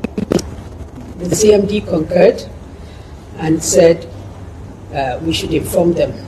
So I called one of the senior person that came with him And I said, this is what the doctors are saying. He said he doesn't have the authority. So I said, no, I'm not asking you to authorize. I'm informing you so that you inform whoever needs to be informed, and then they let us know what needs to be done. He came back, he said, they said Malam should be taken back to ICPC and that the hospital should write so that that 5 o'clock that he was supposed to go early, they will now bring him back for the admission, but that the hospital need to write. The hospital wrote, I picked the letter, I went, I submitted it, I got it stamped, and I went home. While I was at home, my son went to see his dad, and he was denied access. I wasn't there, I don't know what happened, but I got a call that there's a problem. So I said, I will go. Meanwhile, I've called Mr. Henry, who is our liaison person, to ask him, is there a problem why Malam's son is denied access to his father? He said, no, there was a mix-up. I should please tell him to be patient, that they will let him in. So I related this to my son, and then subsequently, after he was there by 2 p.m., we didn't leave that place until 6. We were denied. So when I came, I called Henry. He kept pretending that he couldn't hear me. When finally I got to speak to him, I said, look, I'm here to either see you or the Director of Operations, because I've already spoken to the Director of Operations previously, and I even told him that I was coming to see him, because these rules keep changing. Today is one thing, tomorrow is another thing. I have written a formal letter to the Chairman ICPC, out of courtesy, asking him to please give us the rules and regulations regarding how we access Malam, or what we are supposed to do, what we are not supposed to do. I explained to him that we are law abiding. If they say this is how it's supposed to be, we would do it, but we need to have we need to have something in writing, because today they will say this is the rule and tomorrow it will be changed. He never responded to me, not even to acknowledge my letter. So today, after the incident, I went back and I asked to see either the Director of Operations or Mr. Henry. I was kept there, and then along the way, Prof called me and said they have brought a warrant for me to go back. El-Rufai, Kaduna Little Finger. Some may call us revisionists. It's okay. It's good to review, to revise and then revisit the atrocities of these guys. Because one thing about Nigerians is that we have people who, in large numbers, who have a very much short attention span. There's so much they have to take in that they have forgotten the evil that happened yesterday, today. Some are as worse as that, right? Sometimes when you now keep reminding them because they don't have to forget this. You can't forget this. This is happening. There are victims. You could be the next one. You're going to offend them. Because at that point, it's going to be like you are being repetitive. You are just this or that. So we need to revisit. El-Rufai, the Kaduna Little Finger, as the governor of Kaduna State, happened to be one of the most evil person to actually hold political office in Nigeria, at least in the modern times. This guy, to show his religious, how do you call that thing? Intolerance, so to say, yeah? He is a conk fanatic. He's like the number one bandit or terrorist, so to say, but he's not carrying guns. So when he was governor, suddenly Southern Kaduna turned to killing field.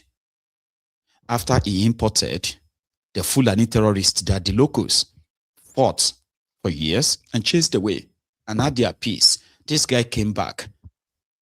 And they imported these murderers. And Southern Kaduna, women, children, slaughtered, villages, communities, ransacked and killed. That's not all. In some places, the terrorists, after killing their people, the locals, and some escaped to the refugee or IDP camps, they occupied those communities, those villages. They occupied them, the crime scene. At a point, this guy, El-Rufai, his government was actually gazetting those communities and renaming them to Fulani settlements in southern Kaduna. All of that happened for real. And that's not all. He humiliated the supposed leaders of the southern Kaduna people, whether they're traditional leaders or religious, because they are mostly Christians, right? Religious leaders. So Baba, he humiliated them. There's a paramount ruler from that part of Kaduna State. It's called Adara. And he is the Adara of the Adara kingdom, right? This El-Rufai, to humiliate him, invited him to the government house in Kaduna. It is like the governor of Edo State, the Okwe Odoyo of Edo, right? To invite Oba of Benin. So I want to see the Oba of Benin in my office. Because he is a paramount ruler. No offense, because some of you can be very emotional when it comes to your Oba of Benin, by the way, right? But it's just a way to let you know that that is who that Adara was to his own people. But the state government felt like they are too hard or too tough to bend. Yeah, they were too tough. It was that bad that when the southern Kaduna people were now saying they won't vote for him again, that's not the only thing, though. When it comes to the development projects that the state government is carrying out, southern Kaduna people, right, they were completely cut off. No joke. For 8 years. No joke.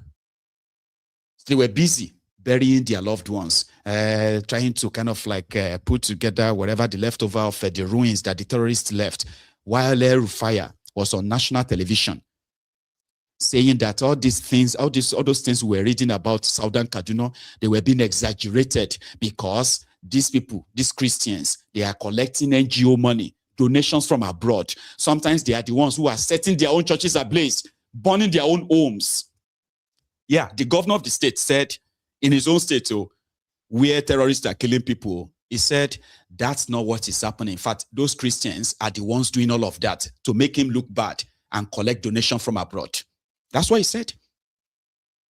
And to call their bluff, it felt so powerful, Baba. Kaduna State, they have more Christians in Kaduna than Muslims in Kaduna. Officially. So people like him, they hated that. That shouldn't be the case. So the dominance, the supremacy, the superiority kind of feeling of this Alemajiri Fulanis, El-Rufai represented that. And he carried it out with so much dedication. I mean, with all dedication. But look at him. His friend. They are doing teamship together. I've now locked him up and he may die there. You know what I mean? So his wife is there to remind Kalu that her husband should not die there. To hell with him. Yeah, the concluding part of our plea. Warrant for my arrest. I said, for what?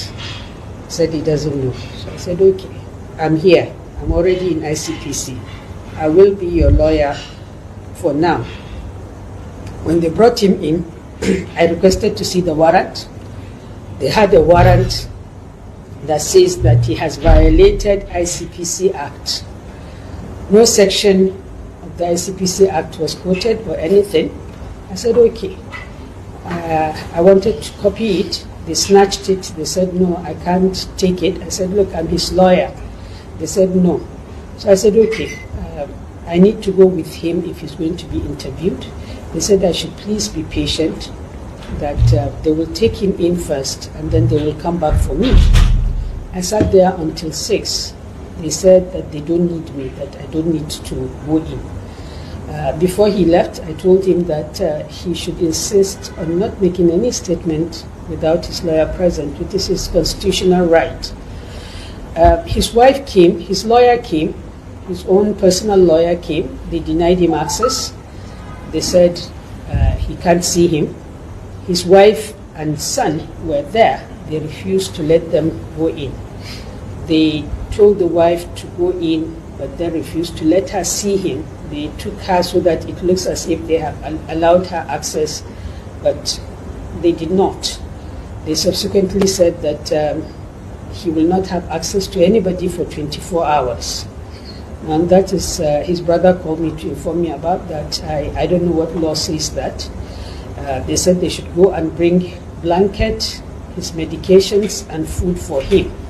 The question I want to ask is, who takes the food to him? Because the normal thing is at least one family member will take the food to the person that is under detention. So we don't know what has happened so far. So this is basically what happened today. I honestly don't know. Okay, with all this, man, with all this, what are your fears concerning Malam and his doctor in the detention? What are your fears?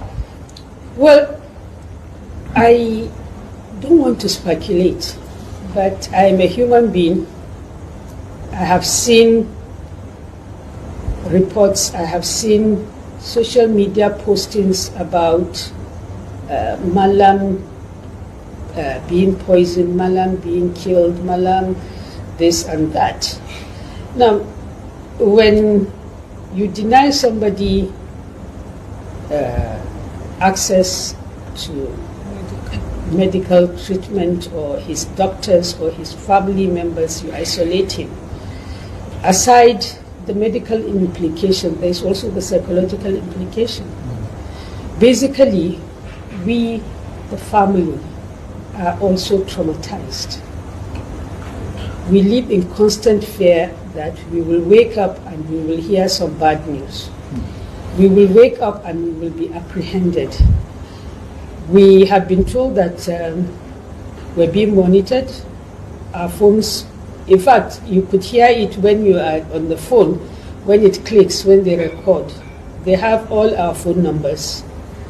They follow me, they follow her, and I don't know why they are doing that, because basically if you record my conversations, you cannot legally use it, because there's no court order. So I honestly think that what they are doing is more about psychological warfare against Malam and against his family. If they humiliate, dehumanize, and put us in constant fear, they feel that that affects Malam. So even if they don't want to kill him, which I hope is not true, they are trying to push him, to a mental breakdown. Who does that? When you use you say it inside you, Abi. You don't say it out. No, that's not me. If you ask me, Maiyegun, what do you wish on this El-Rufai? I'll say, well, let it brain melt down. Right? And I'm talking about painfully, that kind of a painful iku. That kind of one. That's what I wish for him. That's a guy who supervised the killings of thousands of people. And suddenly they want to help Nigeria, to save Nigeria from this druggie, Kolu. And that is to actually tell you how gone Nigeria is. That's why these characters are the ones who are parading themselves as those who want to save people. The story of that Adara kingdom, paramount ruler of Adara kingdom, they invited him to government house. They wanted to kill him, Neo. So he got to the government house in Kaduna, this El-Rufai, right? And they delayed him for the whole day. A paramount king go. And then they said, oh, you might have to come back. The governor has traveled out of Nigeria. So we'll send you an invite. They told him that he must be in Kaduna from his kingdom, from his place, right? Somebody, they said, actually traveled for hours to get to the state capital. They deliberately kept him. They kept him in a room. When it was evening time, they said, well, you know what? You would have to probably go back now. the mistake he made, he could have just probably lodged himself into an hotel until the following day, but it wouldn't have made any difference anyway, right? It was marked to be removed and killed. And these communities around his kingdom broken into pieces. And that's what they did. On his way back to his his base, the Fulani terrorists abducted him. They kidnapped him and his wife. They kept him for days. Sexually assaulted his wife for days. The state government was not looking for him. No, nobody was looking for him. After a week or so, they dumped his body just on the road. The path to his, it's like, you know, let's say you are coming on the motorway like this, and say this way to Adara, that exact junction, that is not far from his town. They dumped him at the junction of his hometown. A paramount ruler, and then they released his wife to go and tell the story to the people. She was the one who told the people what they did to him. And they did all of that because that's what they normally do. The Fulanis, when Fulanis want to take over anywhere, they will kill your leader. They will humiliate them so that it's going to be like a sign to the rest of you and say, if we can do this to your leader, think of what we're going to do to you if you don't surrender now. It's psychological. And all of that happened because this man, El-Rufai, left Nigeria. He traveled as far as Gambia, all those West Coast, right? He said he traveled far and wide to tell the Fulanis that they can come back to Nigeria now, that their brother is in power. And then Southern Kaduna never knew any peace. His own successor that is setting him up now, the one that is giving his pass to TINUBU and others, right? He rigged that one in to succeed him, hoping that one will cover his ass. Now that one can't they work everything out now to make sure that if he's going to come out at all, it's going to be after 2027 elections. In case if you are not paying attention, he's not coming out. That's their plan. And there is family, because that's what El-Rufai also did. People were being kidnapped by El-Rufai across Nigeria because they wrote something about him on social media. Yeah. Denying them the access to their families, denying them access to their lawyers, and then will force them to make these apologies to the emperor. And when he is comfortable, he will now say, okay, let him go. That's how he lived. And if you look at those who are his vuselas, those who are his praise singers, I promise you 80% of them are from southwest Nigeria. They are Yorubas. It's deliberate. And what they did was to make him look like he's this Stalin performer, is this and that, la, la, la. You know, the guy went as far as telling the Christians in Kaduna that their votes doesn't make any difference. And in Kaduna, right, a city or a state that is like the blend of both, okay, for the first time, they had to go for Muslim tickets to spite them, to show to these Christians in Kaduna that they are inconsequential. He told them they are inconsequential. That whatever they are given, they should take it as like, you know, like gift, something that somebody is just being good to you. That guy. So you can't whitewash people like El-Rufai in front of somebody like me. On Maiyegun's diary, Politico, you're likely going to see stories about him. When he was governor, you were likely going to see more than 200 stories about El-Rufai and his activities in 8 years as the governor of Kaduna. So his own successor, Ubanka Sonny, that one is now bragging that he's been able to reduce the killings, especially in southern Kaduna, compared to when this blood-sucking little finger was there. People are just so unlucky, right? So his wife told TINUBU that Malam be treated fairly. He should be given bail. He should be released on terms that are doable. Thank you so He should much. be allowed access to his doctors. I asked the president personally, I'm talking to the president now. Mr. President, sir, I campaigned for you. I stood up. I went to every nook and cranny of Kaduna State for you. My husband stood by your side. Is this what our family deserves? The ball is in your court, Mr. President. All this can stop if you say the word. I'm believing that you are a father and you know and you can empathize. Please let me know. I'm not asking you to tell them not to prosecute him. I'm just asking you to allow him the basic human right that the Constitution you swore to uphold guaranteed him. Let them give him a bail that he can afford. If he is guilty, let the courts decide. If he is innocent, let the courts decide. Thank you very much. Okay. Before I go on, let me postulate from the Franz Fanonian dictum, which stipulates that the dialectics of reconciling two conflicting ideas is the algebra of revolution. The overbearing intervention of the state government had further exacerbated oporombium and amounting to sadomasochisms.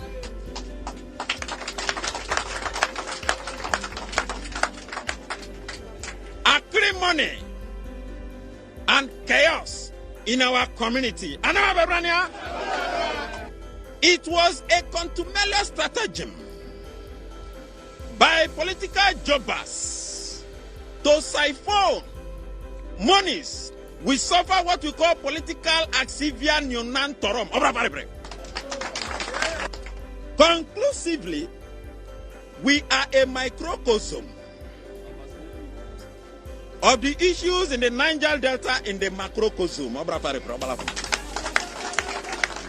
Today, we as a people are stating, voxe populi, voxe Dei. Voxe populi, voxe Dei. That's the people's voice. I mean, the voice of God is the voice of the people. Is that what it means? So El-Rufai's wife decided to plead to the sentiment of what they did for TINUBU. Do you think TINUBU didn't know what you did? What you did for him when he was boxed to the corner by the likes of Malamu, the Abubakar Malamu. You remember, it is what your husband wants to do now. That Kolu believes that back then, he didn't have to do much. Before your husband, somehow felt like he wanted to be a national hero. The power must return to the South. And therefore, it's my party. We must use my party. We must do Muslim ticket. Now, today, almost everybody is regretting. Everyone. And the regret is going to last longer than 2027. It's going to be longer than that. I promise you. So, we are going to go to Ibadan.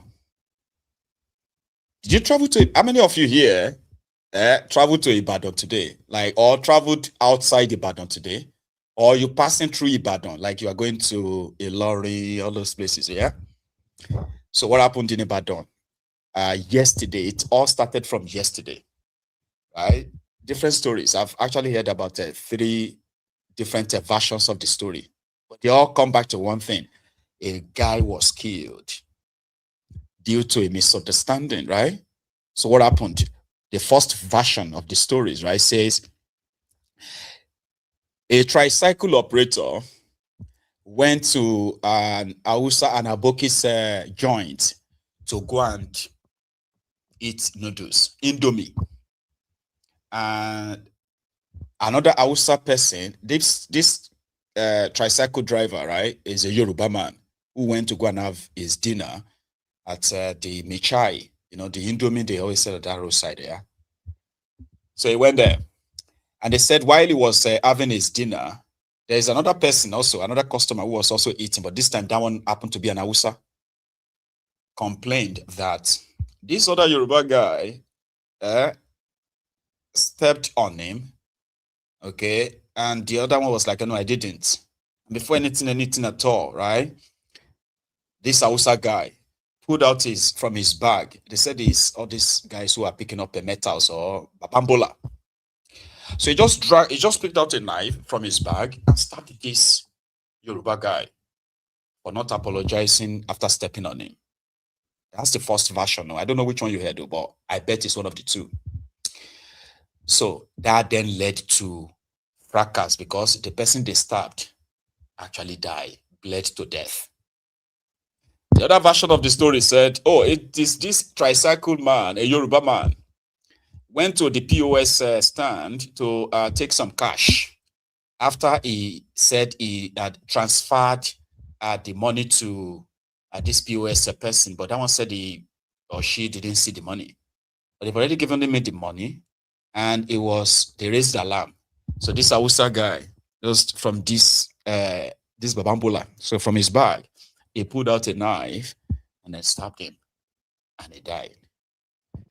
Like I said, I have not been able to really get exact what happened other than somebody got killed. And he was killed in an area called Ojo in Ibadan. So Ojo also have its own, it's kind of like a dangerous place, too. So they have this Hausa side, who according to people from the videos I have, I'm going to show you, right? So these Hausa people, or the Northerners, they have a section that they control. And people believed that a lot of crimes have been committed by them. Because once they finish committing crime, they go back into that place. Nobody really wants to go in there. Okay. So when these killings happened, the following day, some people now mobilized themselves. But while they were approaching this Hausa side, they just started hearing gunfire, gunshot. They started shooting at them. Things escalated from there. Like cars were burned, people were stabbed, more people died. Apart from the person that died yesterday. The government is now involved, and things are actually happening so fast. The ones I captured, I'll share with you. Excuse me. Let's start with the scene when people approached the camp, okay, to go and confront the alleged killers and what they met. The picture is poor. I think the message is clear. Watch this.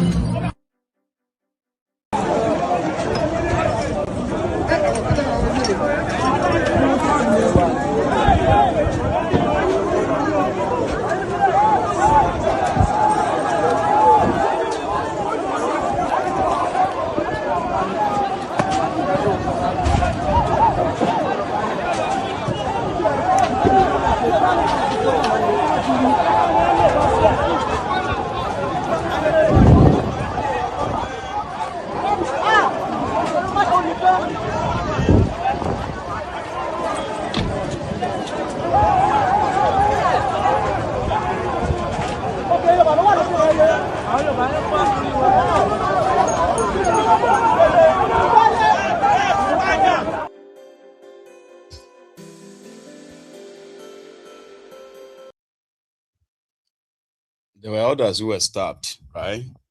And then the travelers who were caught or who got caught up in the whole melee, right? Also covered the incidents.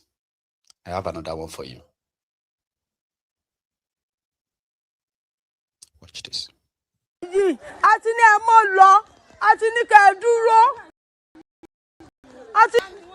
Ṣé Yorùbá ilẹ̀ àbáwúsá pẹ̀lẹ́ o Sànú o ọ̀dọ̀ ya jò sínú lélẹ́yìí o. Ẹ wo àǹtí mi mo sá lọ. Yoruba versus Hausa clash at Ojo. The tension is very, very high. The road is completely blocked. There are soldiers, there are police force, there are special units trying to maintain peace here. But the tension is so high, it's so high, it's so high.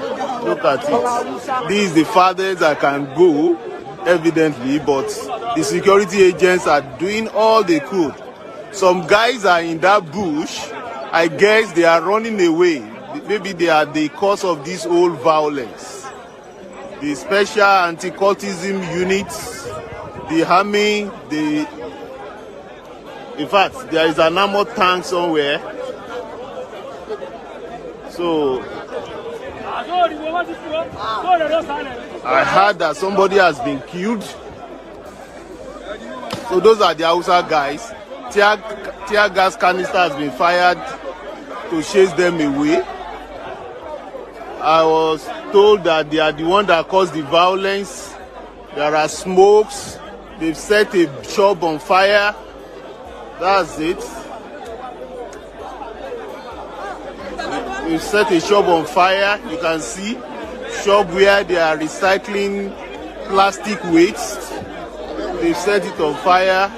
Smoke. Guys are ready for battle, but the military guys and the Amotekun and the special police unit are trying to just put them in. So the report I had that the Hausa guys triggered it and the Yorubas think they have had enough. So we don't know for how long the military guys will be able to calm them, but the tension here is so high. The road is practically blocked, completely blocked. These are the Yoruba protesters.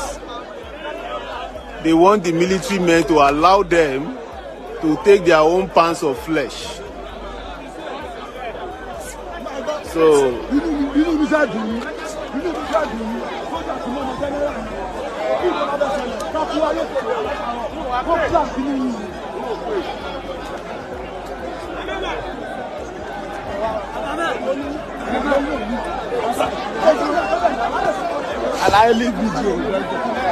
no, that you not be soldier give me.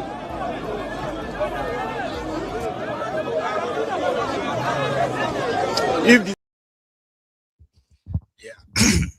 somebody went to the guy making the video at the end of the video, right? He said, "Alaili video," because what they wanted to do, they wouldn't want it on camera. Okay, yeah, that's detention. And I'm going to share with you a longer version of what people were actually saying. This time, those who were the early comers or early callers to the scene, and others who joined them, and what they are saying from Ibadan or from Ojo in Ibadan or your states. Please watch this. See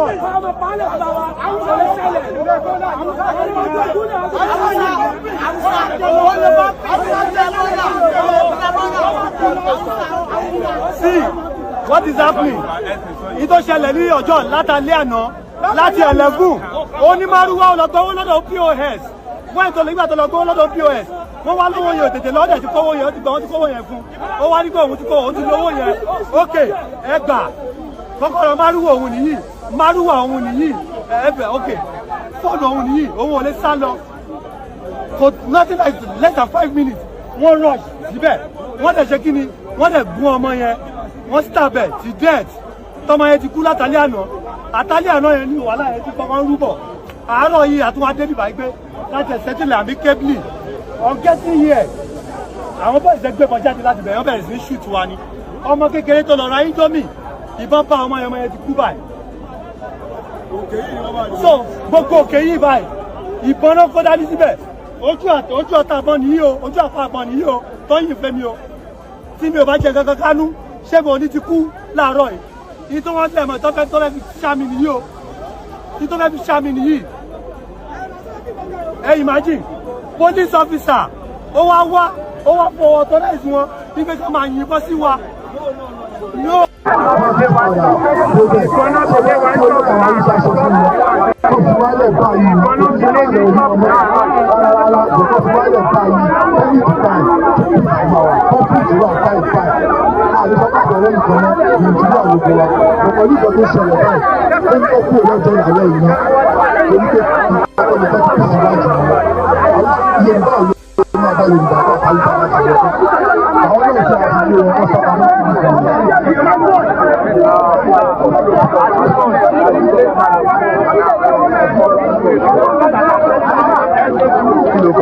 Aziz Olamikosi. Aziz Olamikosi.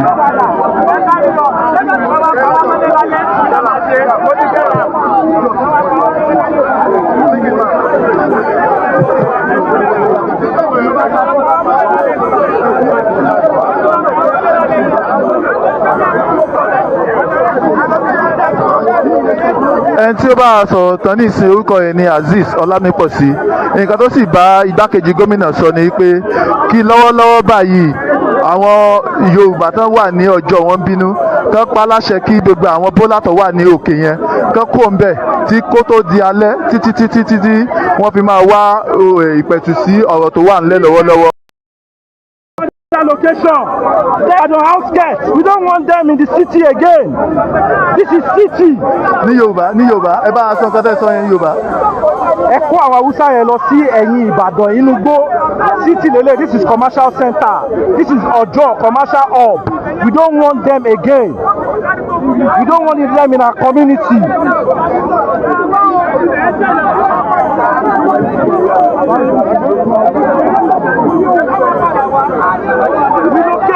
Relocate them. No.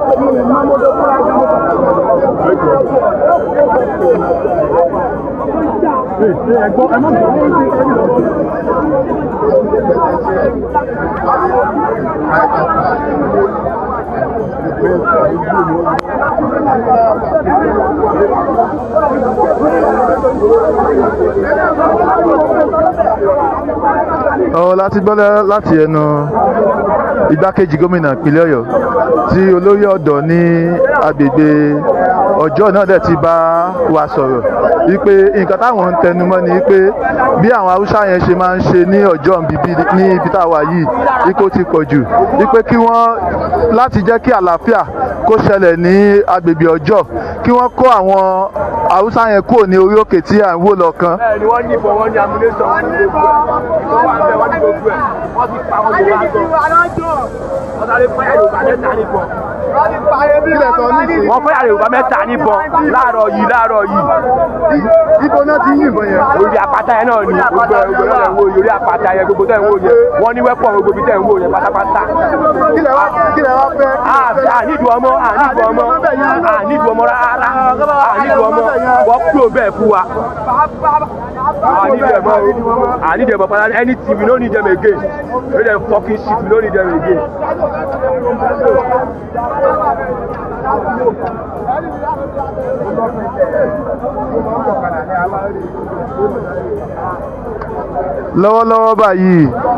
Lọ́wọ́lọ́wọ́ báyìí ohun tí a tún gbọ́ ni pé àwọn kan ti lọ sí agbègbè Akínyẹlé tí wọ́n tún ti ń jà lọ́wọ́lọ́wọ́ ní agbègbè Akínyẹlé ọjọ́ làwà lọ́wọ́lọ́wọ́ báyìí ṣùgbọ́n ìjà míì tún ti ń ṣẹlẹ̀ ní agbègbè Akínyẹlé lọ́wọ́lọ́wọ́ báyìí.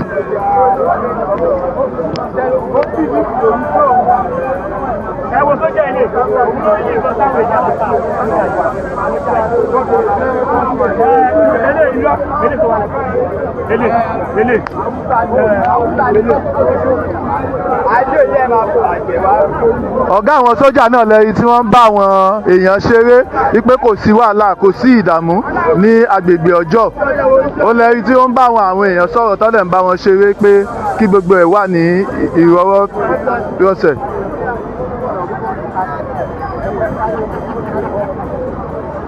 Wọ́n gbìyànjú láti pẹ̀tù sí àwọn ọ̀dọ́ tínú bí wọ́n gbìyànjú láti pẹ̀tù sí wọn nínú.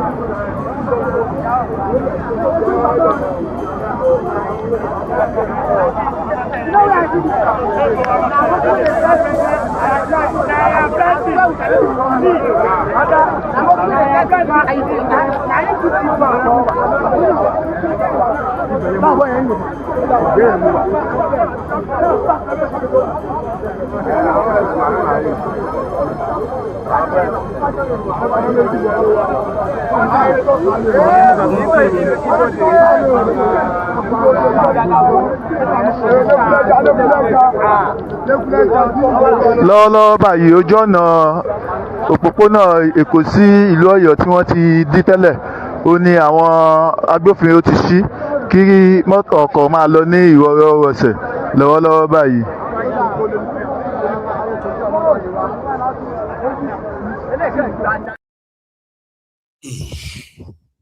I mean, you all actually saw the old dirty area as well. Maybe that's another conversation. So the entire area is considered as very dangerous because of some of these northerners that mostly, mostly dominates that part of Ojo of Ibadan. So the locals are saying that they have weapons and they've shot 3 people already, stabbed some. They would not want the government to leave them there. They have to tell them to leave that place. They can no longer converge there and call it a territory. And I think that's what the government announced too. Here is their representative. The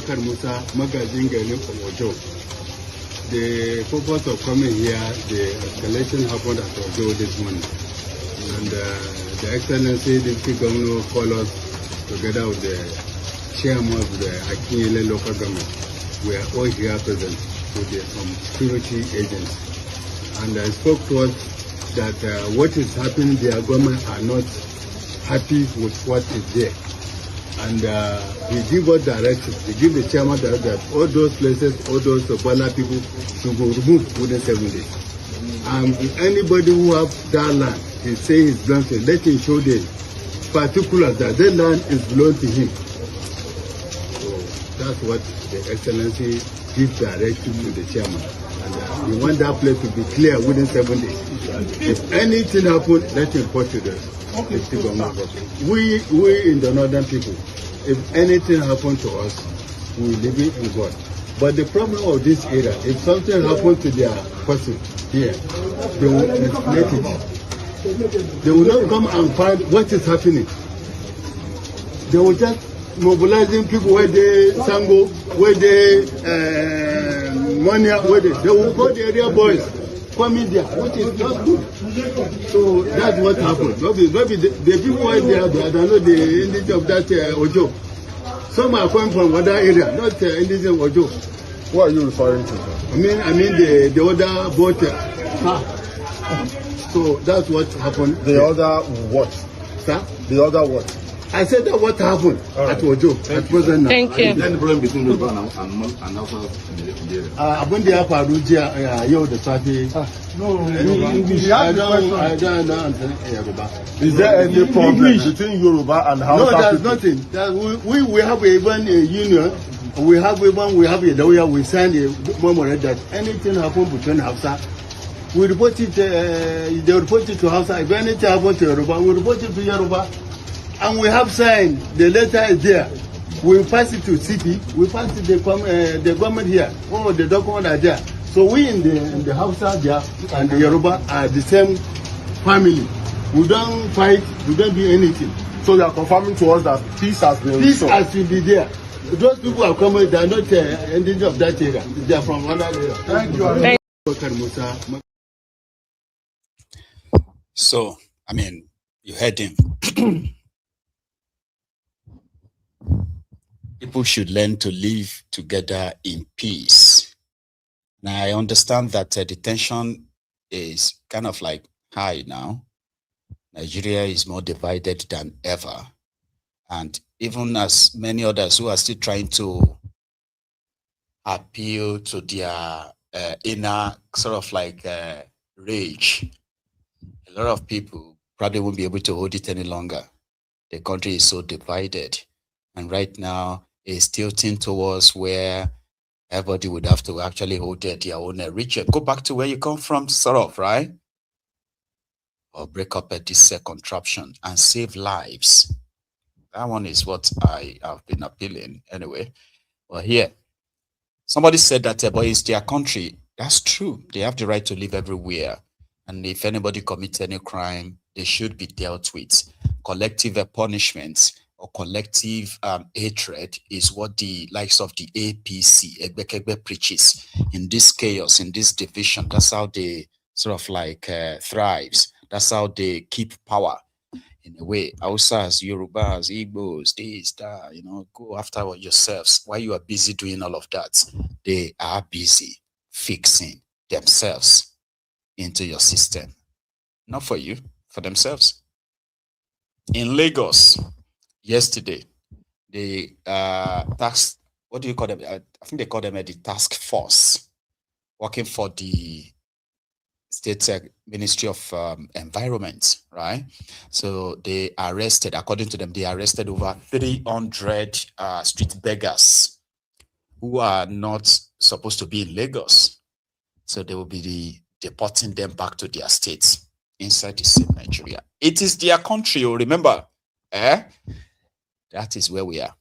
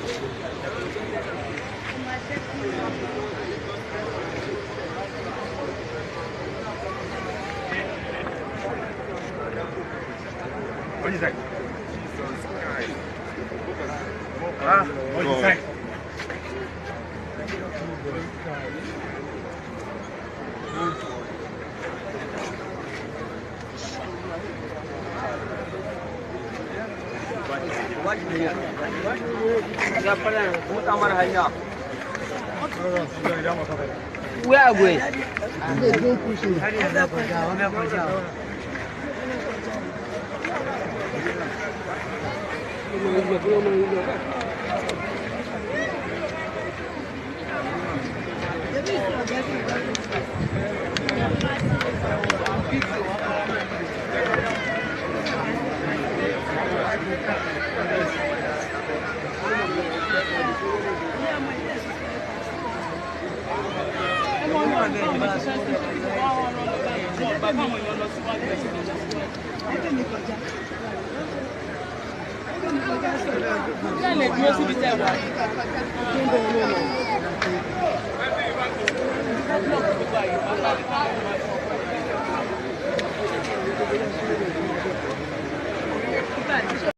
How many times would they tell you before you know that Nigeria is not for you? Ah! Now they never leave you. They have left you behind.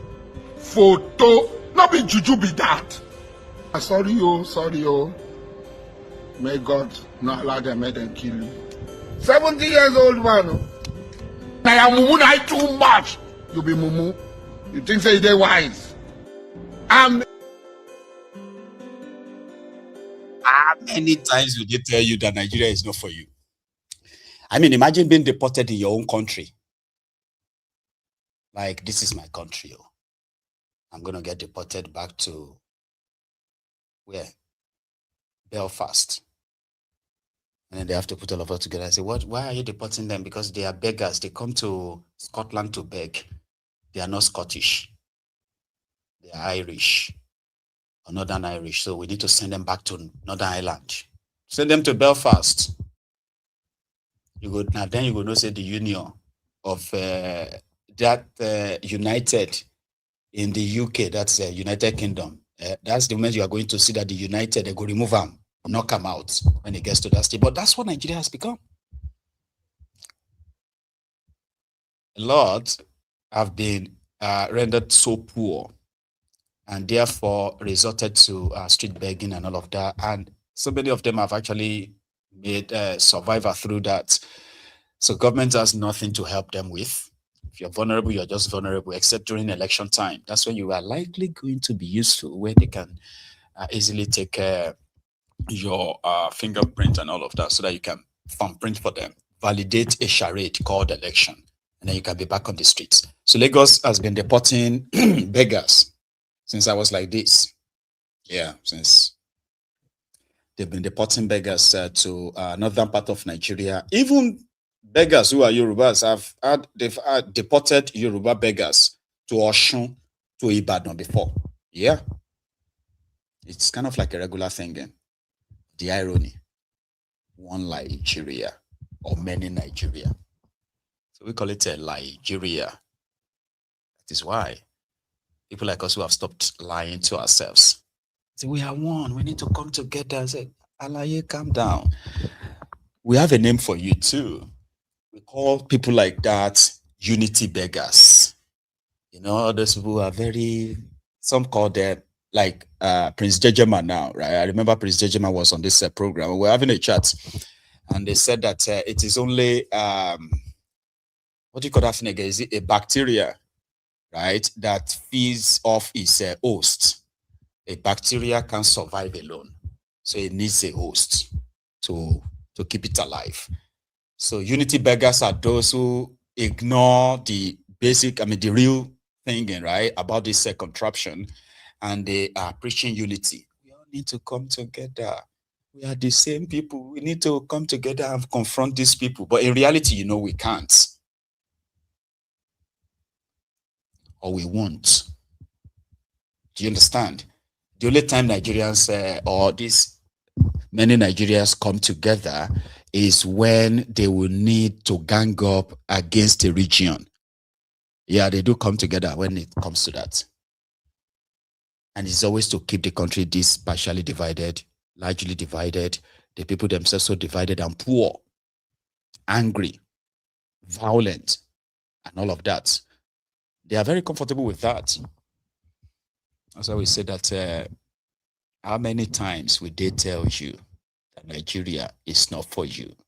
In Osun State, the APC, Egbekegbe, who are currently in the opposition, by the way, they want to remove the current governor there, the dancing governor, Governor Adedansa. Remember, now they have started placing curses on their members that chose to go and join Ademola Adeleke, the dancing senator, dancing governor. And then at the same time, they are also cursing anybody who is from Osun State that is going to vote for Accord. These are the APC members, so they are cursing themselves in Yoruba. Because the same guys are the ones who are also working to bring back TINUBU, by the way. We're here from Osun State.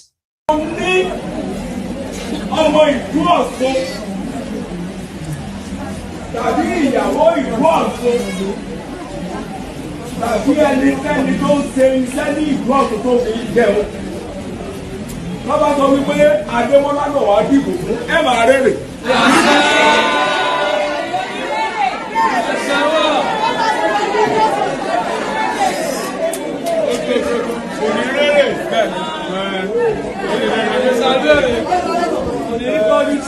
Nítorí wípé ó ti jẹ ti ABC ó tún wá lọ sí dìbò ní ayọ́jọ́ àbí bẹ́ẹ̀ kọ́ ni ọ̀hún á sì dojú rẹ̀ bolẹ̀.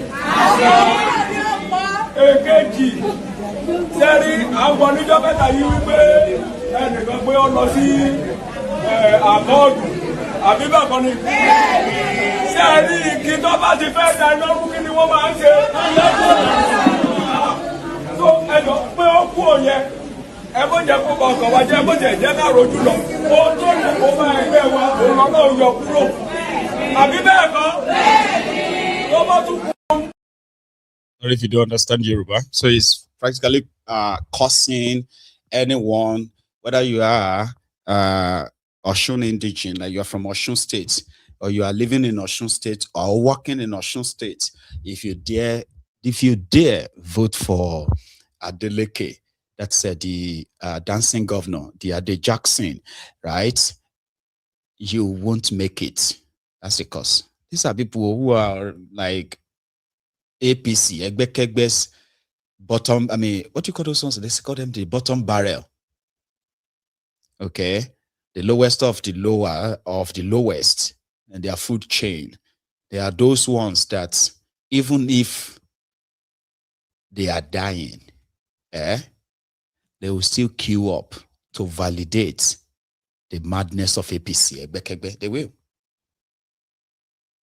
And then they can start begging family members for money to help them pay medical bills, school fees, even feeding. But every 4 years, they are always willing and ready. Anyway, they are from Osun State. Another one, this was like, I mean, the story is that a Fulani terrorist on drug wandered out of the forest into the community, into a town called the Anka town or community in Zamfara State. I mean, a bandit on colos. What do you think people should actually do? Where they started interrogating him, then he told them that he's got an information to report somebody, which happened to be like a terrorist, wanted terrorist, right? All of this, right, is from the supposed bandits or terrorists on drugs.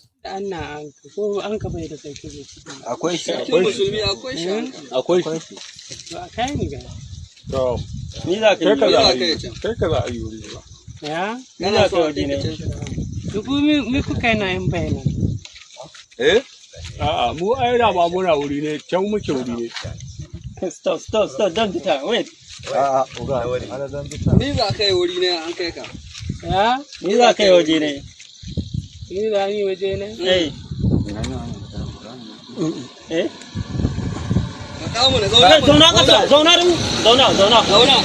ana ma magana ba kai. Eh? Ni za ka yi waje ne. Abin da kai ne waje ne. Ita al'ada da kai mai kyawu. Kai mi? Na ce wata ne. Kai ne al'adar mu ta hillani. To ai ka faɗa muna mun muna kai mai sai mu yan mai. Wace irin al'ada ke? Ga kunan na yan maka shi ba bai dai faɗa bar dai shi zamba. Mu waɗa muna kamin ka ji wuri. Modi ba an, ma an fulla an. Illa fulla hullin ta zuwa. Allah ni ma an fulla an, ina an fulla ba an fullo. Ina inda hulbe da an ta ka ko. Allah. Da ya ta je kuma yoti o. Ko ni o an ga nan tan kawai dai ga biyon da ka ayi. I mean, there's nothing you can't see in Nigeria. except if you have decided to just zone out. There are people like that too. Nothing freaks them anymore because they have detached themselves from anything Nigeria in such a way that they believe that nothing can surprise them anymore. They've seen enough. You know, like when you have seen things that 10, 15 years ago, if anyone had said them, you would think they were mad. Many of those who called Nnamdi Kanu mad, Nnamdi Kanu this, a lot of them are now referring back to everything they said. Because when he was saying all of those things back then, people couldn't like imagine that that's even possible. Would that even be possible in Nigeria? Now APC, Egbekegbe, they have succeeded in conditioning us and conditioning our people to accept this as norm. So people are now coping with it to the point that when you see some of the news, you just be like, nothing surprises me anymore in that place, man. No, I'm not surprised. I say, hey, are you not shocked? I say, shock. Me, a country that is rehabilitating terrorists, a country that set up ministry to placate terrorists, a country where your people are being killed and slaughtered, and you are there asking your people their land or their lives, which one they want. So what do you think is going to surprise anybody, like people like that? Like, what do you think will surprise me anymore? Everything still surprises me. Or I think I still have some quality shock, what have you in my system that still make me feel like nothing shocks some other people anymore. This was Ogun State, and somebody is sending a message to their governor. So please take a look. Dr. Abiodun, thank you very much for the swimming pool. God will bless you. Next coming election, man, I still vote for APC. The whole Nigeria go full of swimming pool. OTA. Owulele. ATS tele yo. Now wetin they give us with this swimming pool. To see where swimming pool yo. Allah say. APC for 2027. Anybody wey born well, vote for APC. When I say some go area Ogun State for good 8 years. For good 8 years, yo. Now wetin Dr. Abiodun provide for the Ogun State be this, yo. Yes, yo. Now swimming pool give us for Ogun State. Good 8 years, yo. Everywhere good now. APC for life. APC for life. now vote APC. So now who vote APC go suffer am, no be me. APC inside swimming pool. Like I really thank you very much. You do this one. Yeah. You do this one. And I told you. Tell me what are we producing and selling to other countries? Not even slippers. We eat the skin of our cows instead of turning them to beautiful bags and shoes. Eliminate that.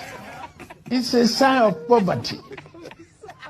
I don't read social media anymore. They abuse the hell out of me.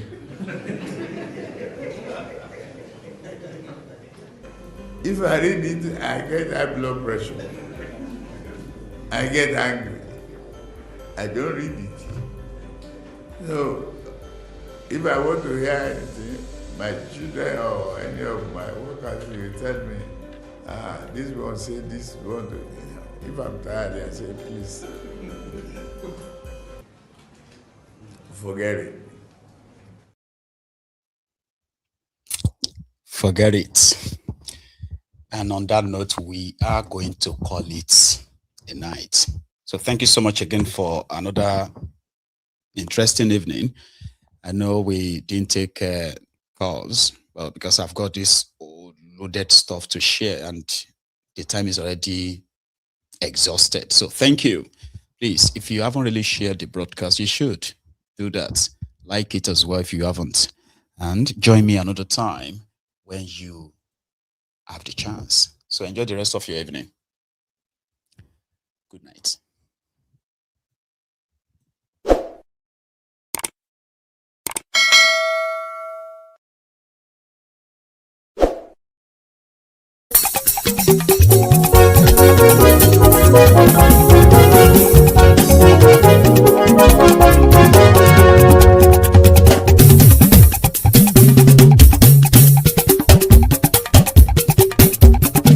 Maiyegun làwa mọ̀ làmọ̀ tó dòdòdò. Maiyegun diary láyé bí nàmbà wá. Maiyegun làwa mọ̀ làmọ̀ tó dòdòdò. Maiyegun diary láyé bí nàmbà wá. Maiyegun ti dé o ọ̀rẹ́ ará ìlú. Maiyegun diary láyé bí nàmbà wá. Lórí Facebook lórí YouTube. Maiyegun diary láyé bí nàmbà wá. Gbogbo bó ṣe ń lọ ni Maiyegun já wa sí. Maiyegun diary láyé bí nàmbà wá. Àṣírí ọ̀jẹ̀lú kì í bò níbẹ̀ o. Maiyegun diary láyé bí nàmbà wá. Bó bá ṣe eré àní Maiyegun máa wí. Maiyegun diary láyé bí nàmbà wá. Ó sì tún ṣe eré wàá gbọ́ níbẹ̀ o. Maiyegun diary láyé bí nàmbà wá. Maiyegun diary Politico. Maiyegun diary láyé bí nàmbà wá. Godfatherism kò sí lọ́rọ̀ Maiyegun. Maiyegun diary láyé bí nàmbà wá. Ẹ farabalẹ̀ sẹ́ o kẹgọ́rọ̀ lẹ́nu o. Maiyegun diary láyé bí nàmbà wá. Àní Maiyegun làwa mọ̀ tó dòdòdò. Maiyegun diary láyé bí nàmbà wá.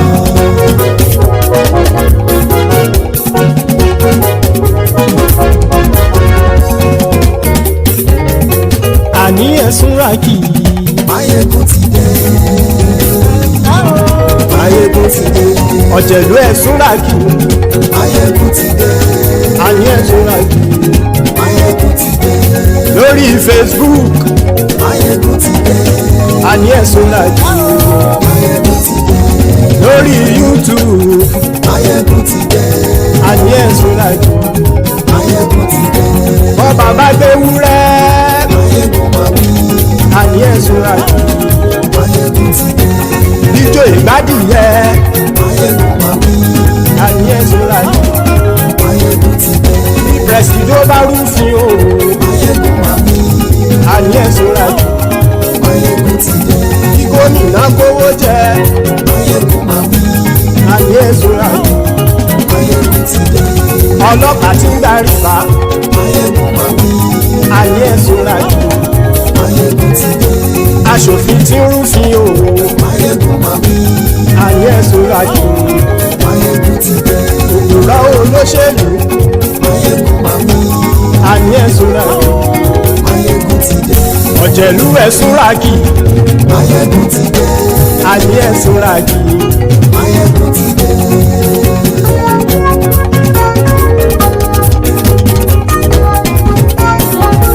Maiyegun ti dé. Gbogbo ọ̀jẹ̀lú ẹ̀sùn rákì. Maiyegun ti dé. Gbogbo ọ̀jẹ̀lú ẹ̀sùn rákì. Ṣùgbọ́n ní bá ti ṣe èyí tó yẹ kí wọ́n ṣe, ọmọ bá dèrò ní fi wọ́n níran o. Maiyegun ti dé. Gbogbo ọ̀jẹ̀lú ẹ̀sùn rákì. Maiyegun ti dé. Gbogbo ọ̀jẹ̀lú ẹ̀sùn rákì. Ṣùgbọ́n ní bá ti ṣe èyí tó yẹ kí wọ́n ṣe, ọmọ bá dèrò ní fi wọ́n níran. Wọ́n fowó bẹ́ẹ̀ o. Maiyegun ó sọ pé wọ́n ò fẹ́ bẹ̀. Wọ́n fowó bẹ́ẹ̀. Maiyegun ó sọ pé wọ́n ò fẹ́ bẹ̀. Oníkan ṣáàtì ṣe èyí tó yẹ kí wọ́n ṣe fáwọn ará ìlú tó gbé wọn débẹ̀ o. Ayé. Maiyegun ti dé. Gbogbo ọ̀jẹ̀lú ẹ̀sùn rákì. Maiyegun ti dé. Gbogbo ọ̀jẹ̀lú ẹ̀sùn rákì. Ṣùgbọ́n ní bá ti ṣe yìí tó yẹ kí wọ́n ṣe ọmọ bá dẹ́rọ̀ ò ní fi wọ́n níran. kì máa yí ṣe eré ọ̀rọ̀ yìí kì í ṣe ẹ̀fẹ̀ kì máa yí ṣe eré ọ̀rọ̀ yìí kì í ṣe ẹ̀fẹ̀ ẹni bá ti lè lẹ́bọ̀ lẹ́rù o ọmọ bá dèrò kàṣàyè tú wọn síta. Maiyegun ti dé gbogbo ọ̀jẹ̀lú ẹ̀ súnra kí. Maiyegun ti dé gbogbo ọ̀jẹ̀lú ẹ̀ súnra kí. ṣùgbọ́n ní bá ti ṣe yìí tó yẹ kí wọ́n ṣe ọmọ bá dẹ́rọ̀ ò ní fi wọ́n níran. tẹnitẹni ọmọ Maiyegun ọ̀rẹ́ ara ìlú mọ̀mọ́ ni mo fọlọ́run sọ ẹ̀ bá kìlẹ̀ lóòótọ́ olódodo ìlú ọ̀tá ìlú mọ̀mọ́ ni ìwọ ṣá máa ń ṣọ́ra kò sì mọ́ bẹ̀rù bọ́tà ń lè rí bóníṣègùn lé káwọn mọ̀mọ́ fi ṣera wọn ni ó ti dẹrùn tí wọn ò gbọ́dọ̀ sì mọ́ bẹ̀. èèpo ọ̀bọ lọmọ bá dérò tàjẹ́ ò gbọ́dọ̀ jẹ́ ó ti dọba lórí àbínú ẹni kò sì mọ́ bùyà àìsíwọ́lu ní ẹnìkẹ́ ìgbódì ẹyin lábàrá o ó kó ẹni tó bá dán wò á kàmù. Maiyegun ti dé gbogbo ọ̀jẹ̀lú ẹ̀ túnra kì. Maiyegun ti dé gbogbo ọ̀jẹ̀lú ẹ̀ túnra kì o ẹni bá ti ṣe yìí tó yẹ kí wọ́n ṣe ọmọ bá dèrò òní fi wọ́n níran o. Maiyegun ti dé gbogbo ọ̀jẹ̀lú ẹ̀ túnra kì. Maiyegun ti dé gbogbo ọ̀jẹ̀lú ẹ̀ túnra kì. ṣùgbọ́n ní bá ti ṣe yìí tó yẹ kí wọ́n ṣe ọmọ bá dẹ́rọ̀ ò ní fi wọ́n níran.